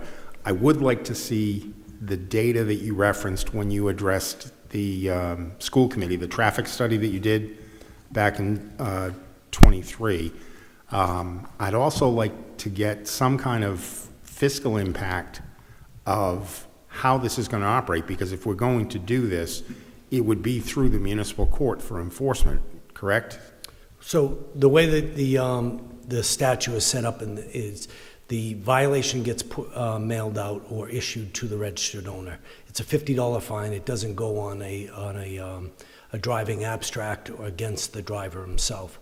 There is an appeal mechanism, but in most cases, that mechanism would be where it would go to the municipal court if there's an error as far as a dispute about the vehicle that's captured. The evidence that the cameras provide is a snapshot of the vehicle, several images of it, that clearly depicts the plate on the vehicle itself. The police officers or the police department's role is to basically ensure that that registration is actively registered to the vehicle. That's something on our side that we would have to do and verify it, that before the summons get issued. So, you know, the appeal process, or when it would come into the municipal court, you know, everyone would have the ability to appeal it, but as far as, you know, the impact it would have on municipal court, I couldn't speculate on that because there really isn't much of a defense. You have a picture of a vehicle and certification or calibration from the cameras that say that that vehicle was speeding. Well, I understand the point. We'll put due process concerns aside for the moment, and the right to confront the witnesses against you as a computer. But the fiscal impact, the data that you gave 2 weeks ago was that the traffic study, just the one on Kersey Road, showed, I think, if I remember correctly, over 8,000 motorists Yes. traveling in excess of the speed. So if 8,000 motorists in 1 week got tickets issued by the program, let's say 90% of them paid the fine and were done with it. That 10% is still 800 cases for the municipal court system. No, because the collection of it all is on the company themselves. The summons gets mailed out by the company, and if someone pays, that revenue comes in. If it doesn't, the company is then chasing that fee down. So it's not an automatic that if someone doesn't pay the fine, it goes to municipal court. You pay the fine, it just goes outstanding. No, I'm saying if they take an appeal. If they 10%. If they try to avail themselves of their due process rights, take an appeal, and 10% of them, which even if that's high, there would be hundreds of cases new to the municipal court system. And I'm not saying that would happen, I'm just saying we don't have the data yet. If we don't have the cameras and we had 15 officers out there writing the tickets, you'd have the same amount of 10% demand on the municipal court. The problem is that we have a speeding problem in our school zones, and it's being brought forward to say, how are we going to address it? You don't see any problem with self-authentication? The videos are self-authenticating. That diminishes your right to a hearing. You don't have much of a defense, as you already alluded to. Don't you see that as problematic? That the camera vehicle's captured. takes a picture, that's it. No defense, no hearing. You have the right to exercise an appeal. What can you do? Well, you can appeal the confront a picture calibration of the and you- camera as you would. And you argue it's not you, or it's not your car, or it's AI that generated a picture that is in a place that you weren't at a certain time. Sure. Don't you see that as problematic or no? As I said, this is a policy decision for you. You know, you've put it on the agenda, you've asked for me to do the study, which I've done, and I'm bringing you the data. So, I mean, there always could be an outlier doing something or whatever, but you can't deny that the data showed thousands of drivers speeding. And knowing that people speed and we don't take any action doesn't sit well with me. We have to figure out what to do, and I honestly think if you get a ticket, it does change your behavior, right? You drive through a red light camera in Providence, they mail you your ticket, it's $85, and you pay attention. A big factor with the program is the deterrent factor of Exactly. it. Is to use social media, to use signage, you know, to the extent that if you speed and you're in excess of whatever the threshold is set, then you're going to be issued a summons. Don't speed and you don't get that. Can I ask a question about the whole implementation? So we would set the times based on whatever the schools run, and Correct. then we're going to set the speed limit. Anybody over 9 miles is going to get a ticket. So the figures that I Right. gave you was 11 miles. 11 over, miles, So that right. 8,000 in a week. So 11 miles over. Is the first one, could the first one be, hey, you were speeding, you do it again, it's $50, right? We don't have to punish 8,000, because we don't want that. We don't want the 800 people coming and saying, AI generated, this is false. We really want people to not speed. Comply. So there is a good reason to be like, your first one is you get a free educational moment. And we could do that indefinitely, or we could do it for 18 months and until people at URI get through the cycle of life and move through. So we can do anything we want in terms of enforcement and Correct. fines. You could set it up as you see fit. So what's the downside? Is the downside surveillance? I'm trying to figure out what the negative is.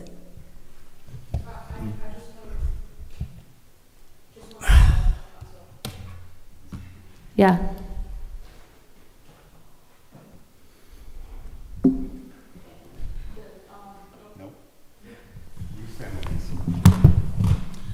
The statute has a 30-day waiting period. So the statute itself says once the system is up and running, you can only issue a warning. So anyone who gets a ticket from these, if these cameras are established, once they're turned on, the first 30 days, the system is basically in warning mode.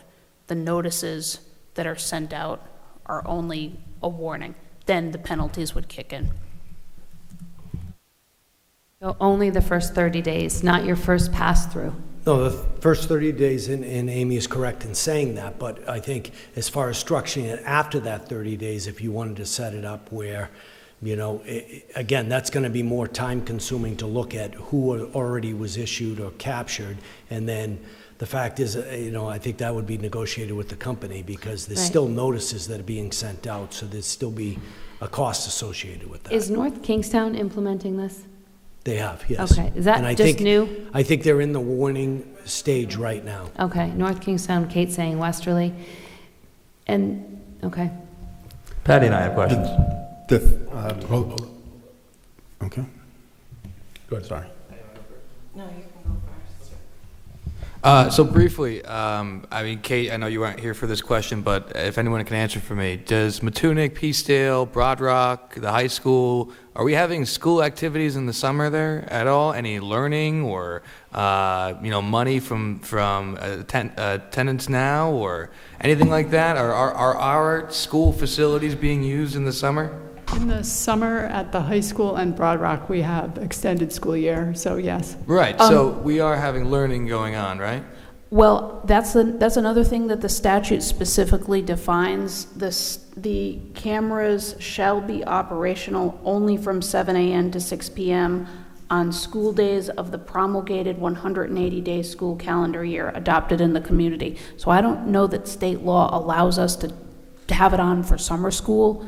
It seems like it's only during the normal 180-day September to June or roughly calendar during those timeframes. You took my punchline. But the point is that we are having school activities, and as Amy just you know, really greatly talked about, that you know, it's not going to be, it's by mandate and by ordinance or state law that it's not going to be working there. But some of our greatest you know, speed offenders are tourists in the summer, right? I've seen it all the time. I would say anybody all year round is speeding. If you live on South Road, you don't walk on South Road anymore. Right. So, What yeah, I'm I wouldn't saying, pick though, and choose who's doing it, but what I'm saying, though, is we're advocating for a policy that only affects people for 180 days of the year, and then by state statute, we're shutting it off because we can't do it or whatever, right? And as Councilwoman Bergner kind of whispered over there, no data, no data. I know, we're waiting for the data to come back on this, but my point is that, like, I have a problem with implementing speed cameras throughout South Kingstown. We talk about preserving the character of South Kingstown. This will change the character of our driving roads forever.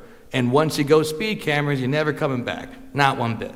And so I am not If constituents reach out to me and say, hey, we want these speed cameras big time, I hear the school committee does it, but my gut feeling is no, I do not want these. But I am looking forward to hearing from the data on it as well. But I just think it's not really equitable. I appreciate your sentiment on that.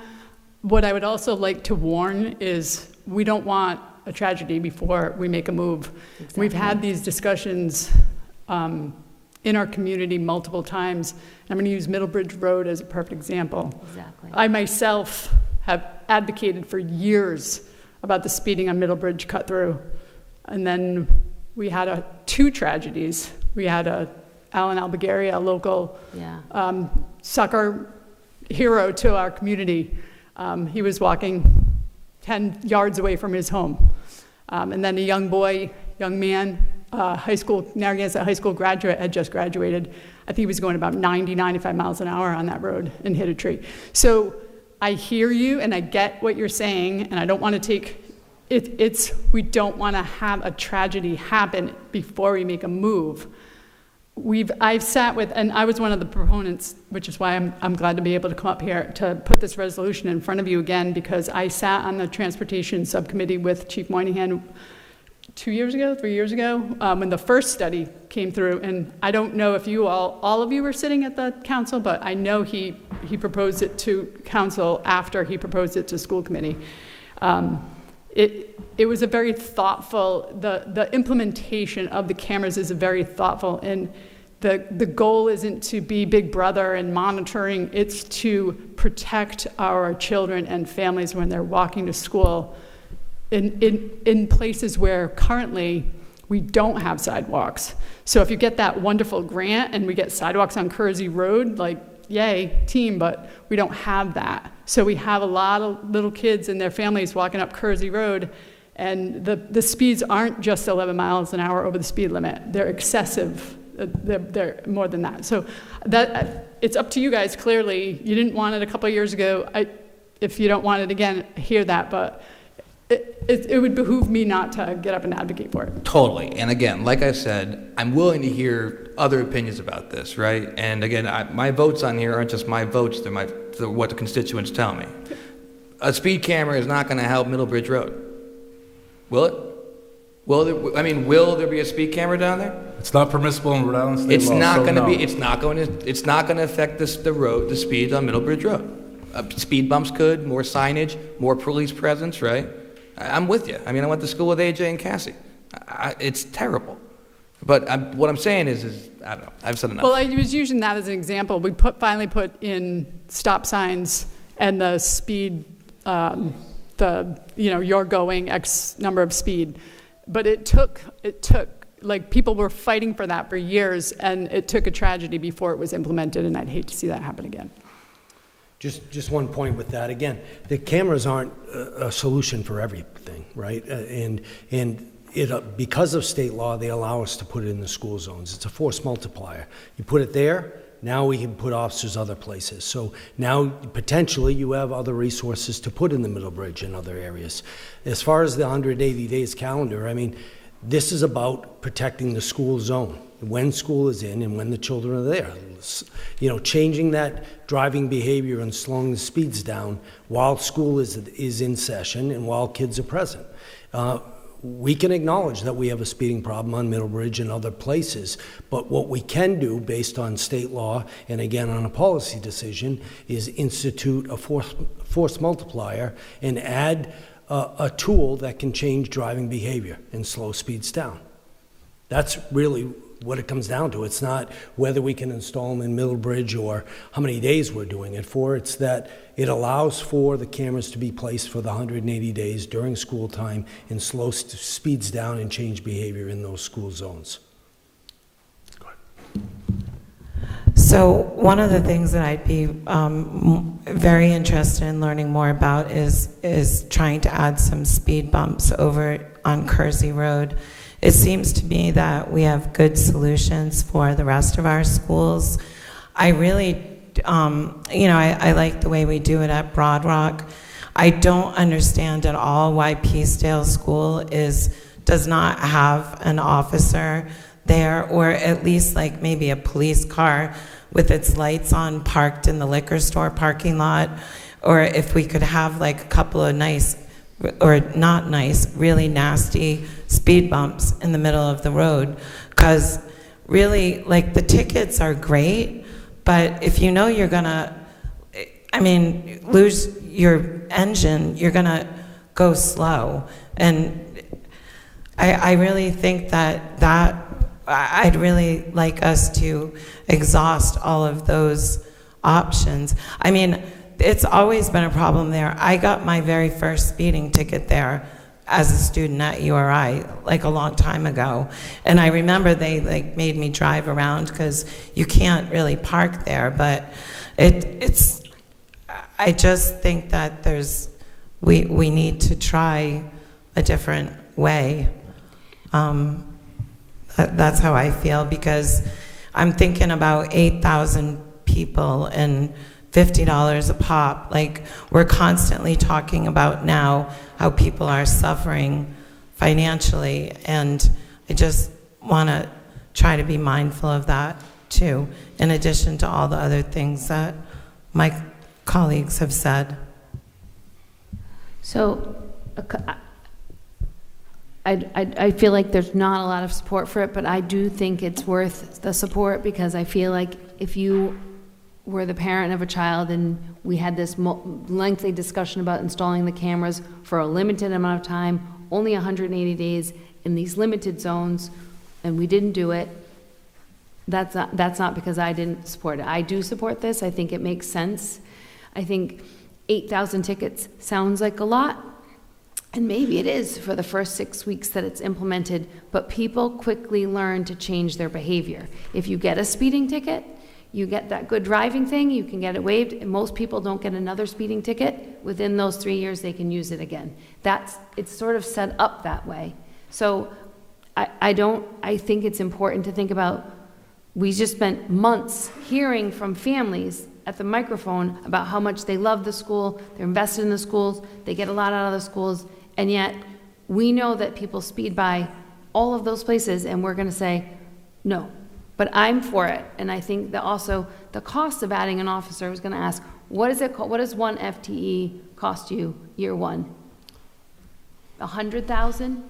It's Over it's 100. approximately $100,000. Right, you have 100,000 for one officer. If he was even there at Peacedale, he's not at any other school. Like an hour. He pulls over 10 people, maybe he can write 10 tickets. Maybe that would work, but he'd have to consistently be there, because it's a cut through for URI students. There's 15,000 undergraduates driving. There's only 6,000 beds on that campus. People are just driving that road. We need to slow them down and change behaviors. It matches that. It's not about tourists are more speedy, because there's no data that tourists are speedier. Everybody speeds. Everybody since COVID has speed, but we need to try to protect the children that we just heard from many, many nights in a row how important school is to them. If there's a thing I'm missing about why you don't like it, just tell me, because I'll switch, but I don't see a reason to not support it. Just one other thing to point out, that 8,000 that we captured, that's without any signage. That's without anyone knowing that a speed study's happening. Again, if it's doing its job, it's working as a deterrent. So people already know, as that warning period, that 30 days, that if you speed through here, if you're going to exceed it by 11 miles an hour, then you are going to get a ticket. Hopefully that message resonates with a lot of people, hopefully all 8,000 people, and we don't issue any tickets. If it resonates to 50% of that, we've solved a major problem. And there's a way to get data on that, which is to check with the other cities and towns that have implemented it and get their experience data. I do want to raise one other point with you, and you and I have discussed the other camera contract that we already entered into, and I've had second thoughts about, which is the flock cameras, which are license plate readers, not for ticketing purposes. And one of the questions that I have with respect to the contract, I don't know if you would know this, but if you can send us a copy of the contract, I'd like to read it. Is who owns the data once it's collected? We own the data, and the data is stored for a 30-day period. I've sent the contract, I think, on 2 occasions to the council. So you do have the contract, but the data is retained for a 30-day period, and it's our data. In a cloud, correct, Chief? Correct. So it's in a cloud, So the Mr. Vice flock, President. are you asking about the flock? No, I was going to say, I remember getting the flock camera contract. I don't remember getting the school camera contract. We don't have a school Okay. camera Okay. contract. Do you have a sample? No. Okay. So the flock camera on Route 1, I drove on Route 1, I don't know, yesterday maybe or Saturday, and Waze already tells you, not red light camera, police surveillance camera ahead. Just, I don't know.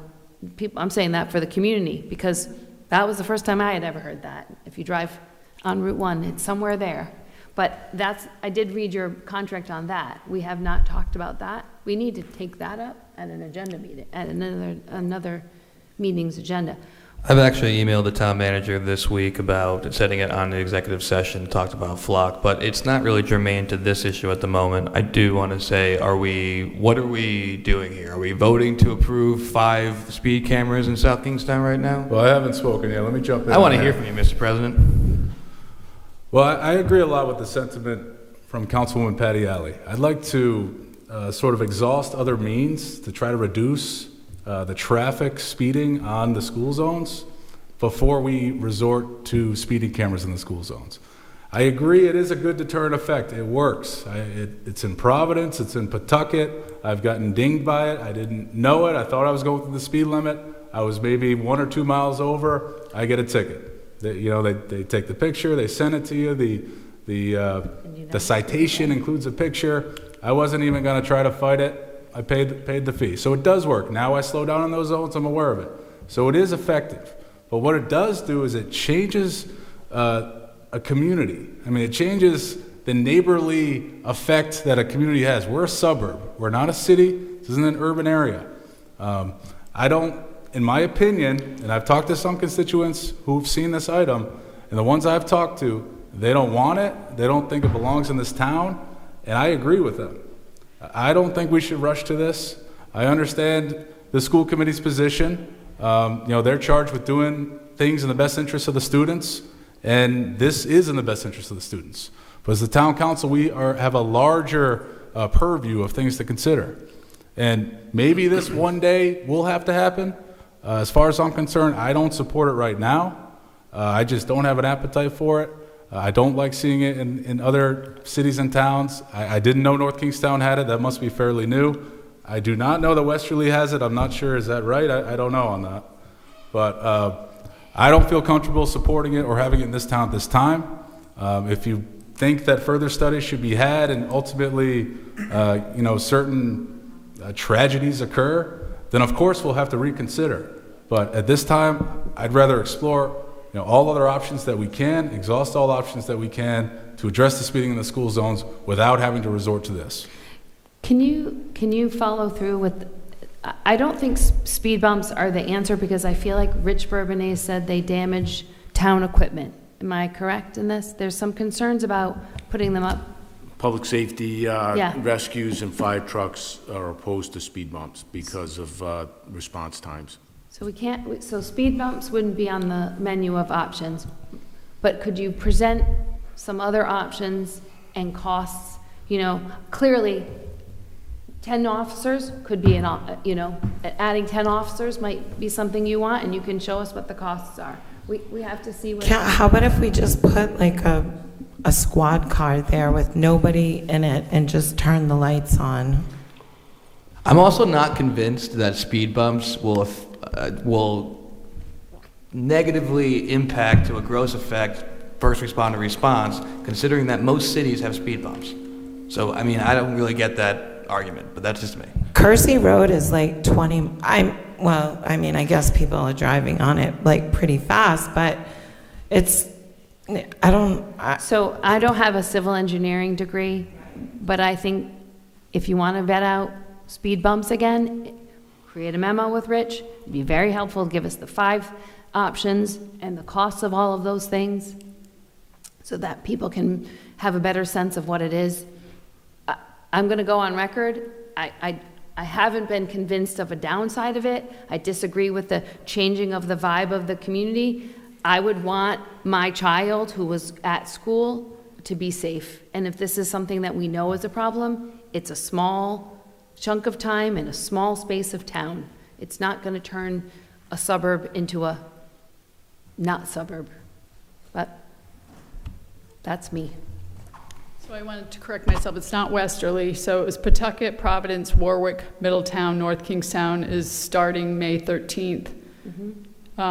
Newport and Woonsocket is in the process of installing right now. So they're coming. They're coming.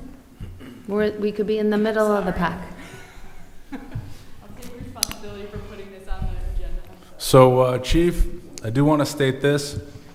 I understand that this would be a tool in the toolbox for the police department to, enforce speeding in the school zones, help mitigate that from happening. And as we've already kind of conceded, we know it will have a deterrent effect. But I implore you to stay neutral. As you've alluded to, this is a policy decision of the council. Correct. And we expect that you'll carry out our wishes, through the manager, who is your direct superior. But at least for now, it seems clear that a majority of the council does not have an appetite for it, but we're not foreclosing that. Going to kind of see where that goes. Good. I'll send in a request for the specific items I was discussing to get more information. Can we not just do the whole, have him propose whatever other options there are? Isn't that the same? I mean, I think for clarity also, I'm not the one proposing this. Right. You're asking for the data and, the information that we obtained, and that's what we're providing. But as an expert in public safety, would you advise a council to highly consider this as a positive option? It's a tool that's effective. Okay. You're gonna change behavior. I know you're not telling us based how on to that. vote, You but- heard the council president say how his behavior Exactly. changed after getting issued a summons. It's gonna change behavior. Yeah. All right, we'll leave it at that. Thank you. Thank you, Chief. So we're not going to vote on it because if we voted on it, it would go, we couldn't bring it back. No need to vote on it. All right, it's going to bring us now to the town manager's report. We have school building committee chair, we have left field, we have Gil Bain, we have Luke Murray. We're in the home stretch. Item 13, Lucky Kate. Good evening. I have Luke Murray's driving for me. Unfortunately, my laptop died. So we're here tonight giving an update on the South Kingstown High School project and the Curtis Corner Middle School project as well. We are also going to talk about the upcoming abutter meeting we have relating to the South Kingstown High School project, as well as some research we've done for solar at the new South Kingstown High School project as well. So just as we track our red line along the bar, we get to kind of see how we're progressing with schedule for construction. Construction, again, being that red bar, ending on time in July of 2027 for a fall opening. I'll hand it over to Mark from Gilbane to talk about the 4-week look ahead. This is just some of the more specific activities we have going on at the high school. Thank you, Kate. Good evening, everyone. So rather than, in the interest of time, instead of going line item by line item, which if you have any questions, certainly ask me, but I'll just give you the quick overview of what you got in front of you. So first few items are the update on the steel.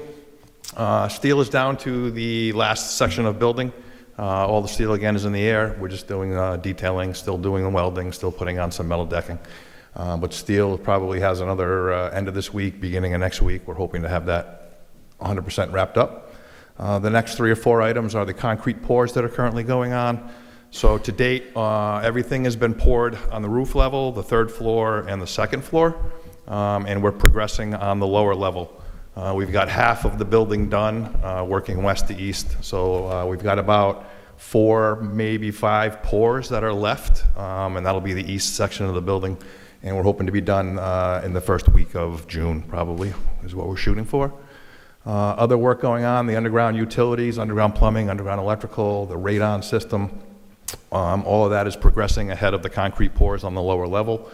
So that's got another week or two left to it. We've started painting the thermal coating. It's a specialized coating that goes on the steel on a piece of steel that's half of it's outside, half of it's inside. It keeps the condensation off of the beam. So there's some of that going on. We've started spray fireproofing on the academic tower. On top of that, we've also put up all of the metal studs and all of the sheathing on the academic tower. I'm sure you can see that if you've driven by it lately. Looks a little bit different, starting to get enclosed a little bit. So that's all been fireproofed behind that sheathing, and we're just going to continue on with the studs and the sheathing around the building.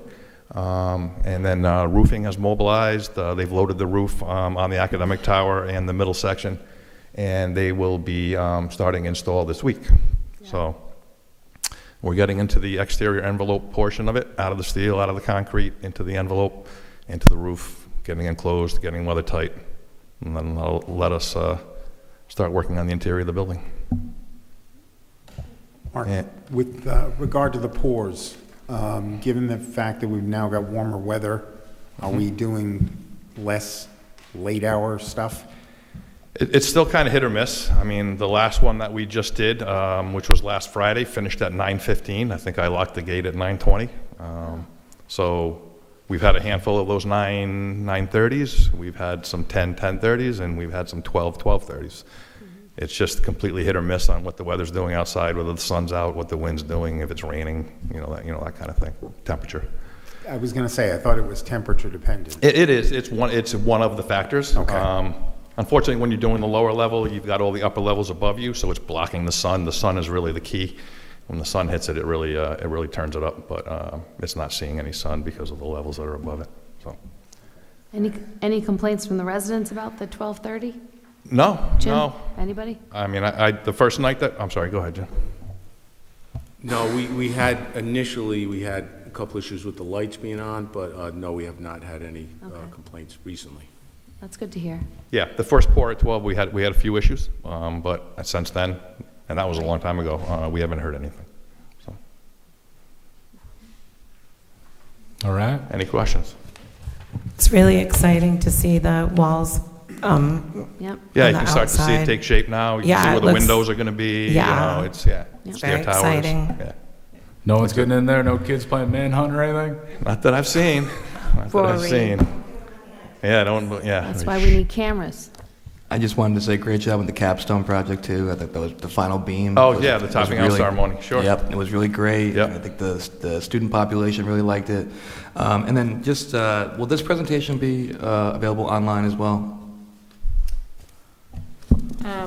Yeah, we can post it to the project website. Be great, yeah. I think just only because it has so many great pictures and it's meeting all of the milestones, right? I think this is Yeah. really great news, so. Yeah, we update the project website every week, so there's photos and updates on logistics of where the project, where the different areas of work are going to be. So, it's a great resource. So anybody listening, please check out our project website. It really is a great source of information.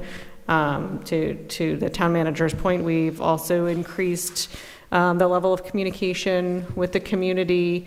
In addition to our weekly website updates, we've also been sending out weekly email blasts and have also made requests for more specific email groups relating to abutters. There was a recent kind of door-to-door effort that Chris Spiegel and our colleague Justin Jones went door-to-door, knocking on people's doors, asking if they would like to be added to the direct abutter communication, specifically talking about some of these late nights, any noisy activities, any especially disruptive activities, and then just giving them that direct pipeline of communication. I'm wondering if you could put a sign with a QR code, join our mailing list. You have it outside the area? I sent out mailers to about 80 homes with QR codes for people to sign up to the website, and they were handed that in the letter that was delivered as well. I'm saying when Like you on the drive fence? by. Oh, and like you're on the project fence? Yeah. Yeah. I think, sure. And it's not a lot of effort to put a QR code, but maybe somebody would be driving by. I don't know. Well, Hopefully stop, pulling over Stop, and taking get a out of picture. your car, pull out safely to the side, and I'm just saying, a lot of people look at the progress, and they don't live in that side of town, they go, the high school looks amazing. Yeah. If you guys have any more of those stress balls, can you bring them to the next meeting? They're really awesome. It would be great to have them here. That's it. So you have, is there more for tonight? Just quickly, we'll talk about Curtis Corner, and we'll talk about a few other things, but feel free to. Just the abutters meeting is Memorial Day weekend. Correct. Many people have soccer or sports and are away that weekend. Please do. I don't know. So that particular meeting is for the direct abutters, so it's a Okay. very small group. It is open to the public, anyone can come, May 23rd, 10 o'clock, South Kingstown High School cafeteria, but it's a very strategic because we're discussing with our direct abutters the impact on them in these next transition periods for them. And then from there, we'll be planning a larger group for June in a more, this is where the project is for kind of everybody, and this are the next steps. So that one is a very strategic group. So, and those are, talking about the knocking on the doors, it was kind of like a hand invitation to make sure that they are all very aware that the meeting's taking place, so. Good to know. That's a good move by Chris and Julie to go door to door, though. I mean, that extra step does go a long way. Yes, yeah, I think it was effective in being able to reach that broader audience. We got some good feedback from it. So Curtis Corner Athletics, we are into, if you look at kind of the red bar on the bottom, we're really pretty early still in our demolition phase of the existing middle school building. The first area of abatement has been completed. We just got air clearance samples from our environmental engineer on Friday. So our demolition contractor is going to be in coordination with the building department soon to start talking about selective demolition in areas once they're cleared. And then full building demolition will start probably in the next month or so. Again, it's all dependent on when they receive sign off and those air clearance reports from the environmental hygienist.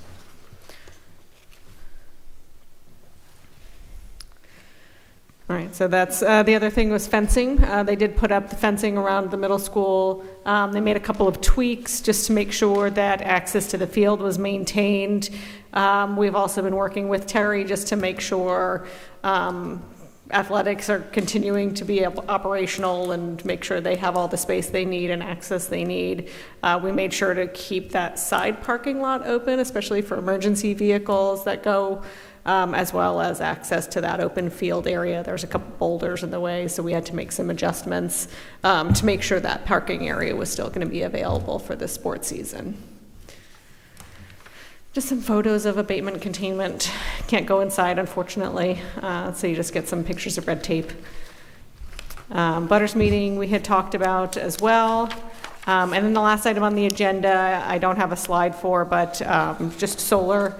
I wanted to revisit that topic. It is something that is on our radar. We have met with a solar vendor who's actually based here in Wakefield. He's like right across the street. And just to get some advice on the available incentives for the project, timelines for it. So we're pursuing a few different incentive opportunities and really nailing down procurement. We're obviously going to go through public procurement process. That vendor is on the MPA, but we want to make sure we are getting fair and transparent pricing with any solar array that we would move forward with. So we really are starting to do that research now, get some designs pulled together for that array and start to get some pricing to be able to capitalize on some of the incentives that are available for the project. Are there any extra bonuses for solar beyond the 52% that we get? He went through about 4 or 5 different incentive programs. Without having it in front of me right now, I don't want to quote any of them for you. But I can send you some of the information that he provided, but we're still in the research portion of what we would qualify for as a project. That's fine. I'm just figuring that that might be a factor in what an ultimate cost would be if we can get a little more from RIDE. Oh, no, sorry, from the Rhode Island Department of Education, there is an energy incentive, but we would not qualify for it because it's like 20 to 30% above energy code for both power and water. And to be able to qualify for both of these, you know, you would have had to put in gray water systems, and it's, yeah. So we wouldn't qualify for any additional incentives from RIDE for this, but as far as federal incentives and state incentives go from other programs, there are a few that we're looking into. Thank you. Yes. Thank you. All right. Thank you all. Brings us to the end here. Sorry for the Sure long does. wait there. That's all right. Have a great night, everyone. Thanks, Kate. All right. Motion Thank you, to Kate. adjourn. Thank you, Kate. Thank you, Mark. We have a motion to adjourn. We have a second. Any discussion? Are we sure? No. All in favor? Aye. All right, this meeting is over. See you next time.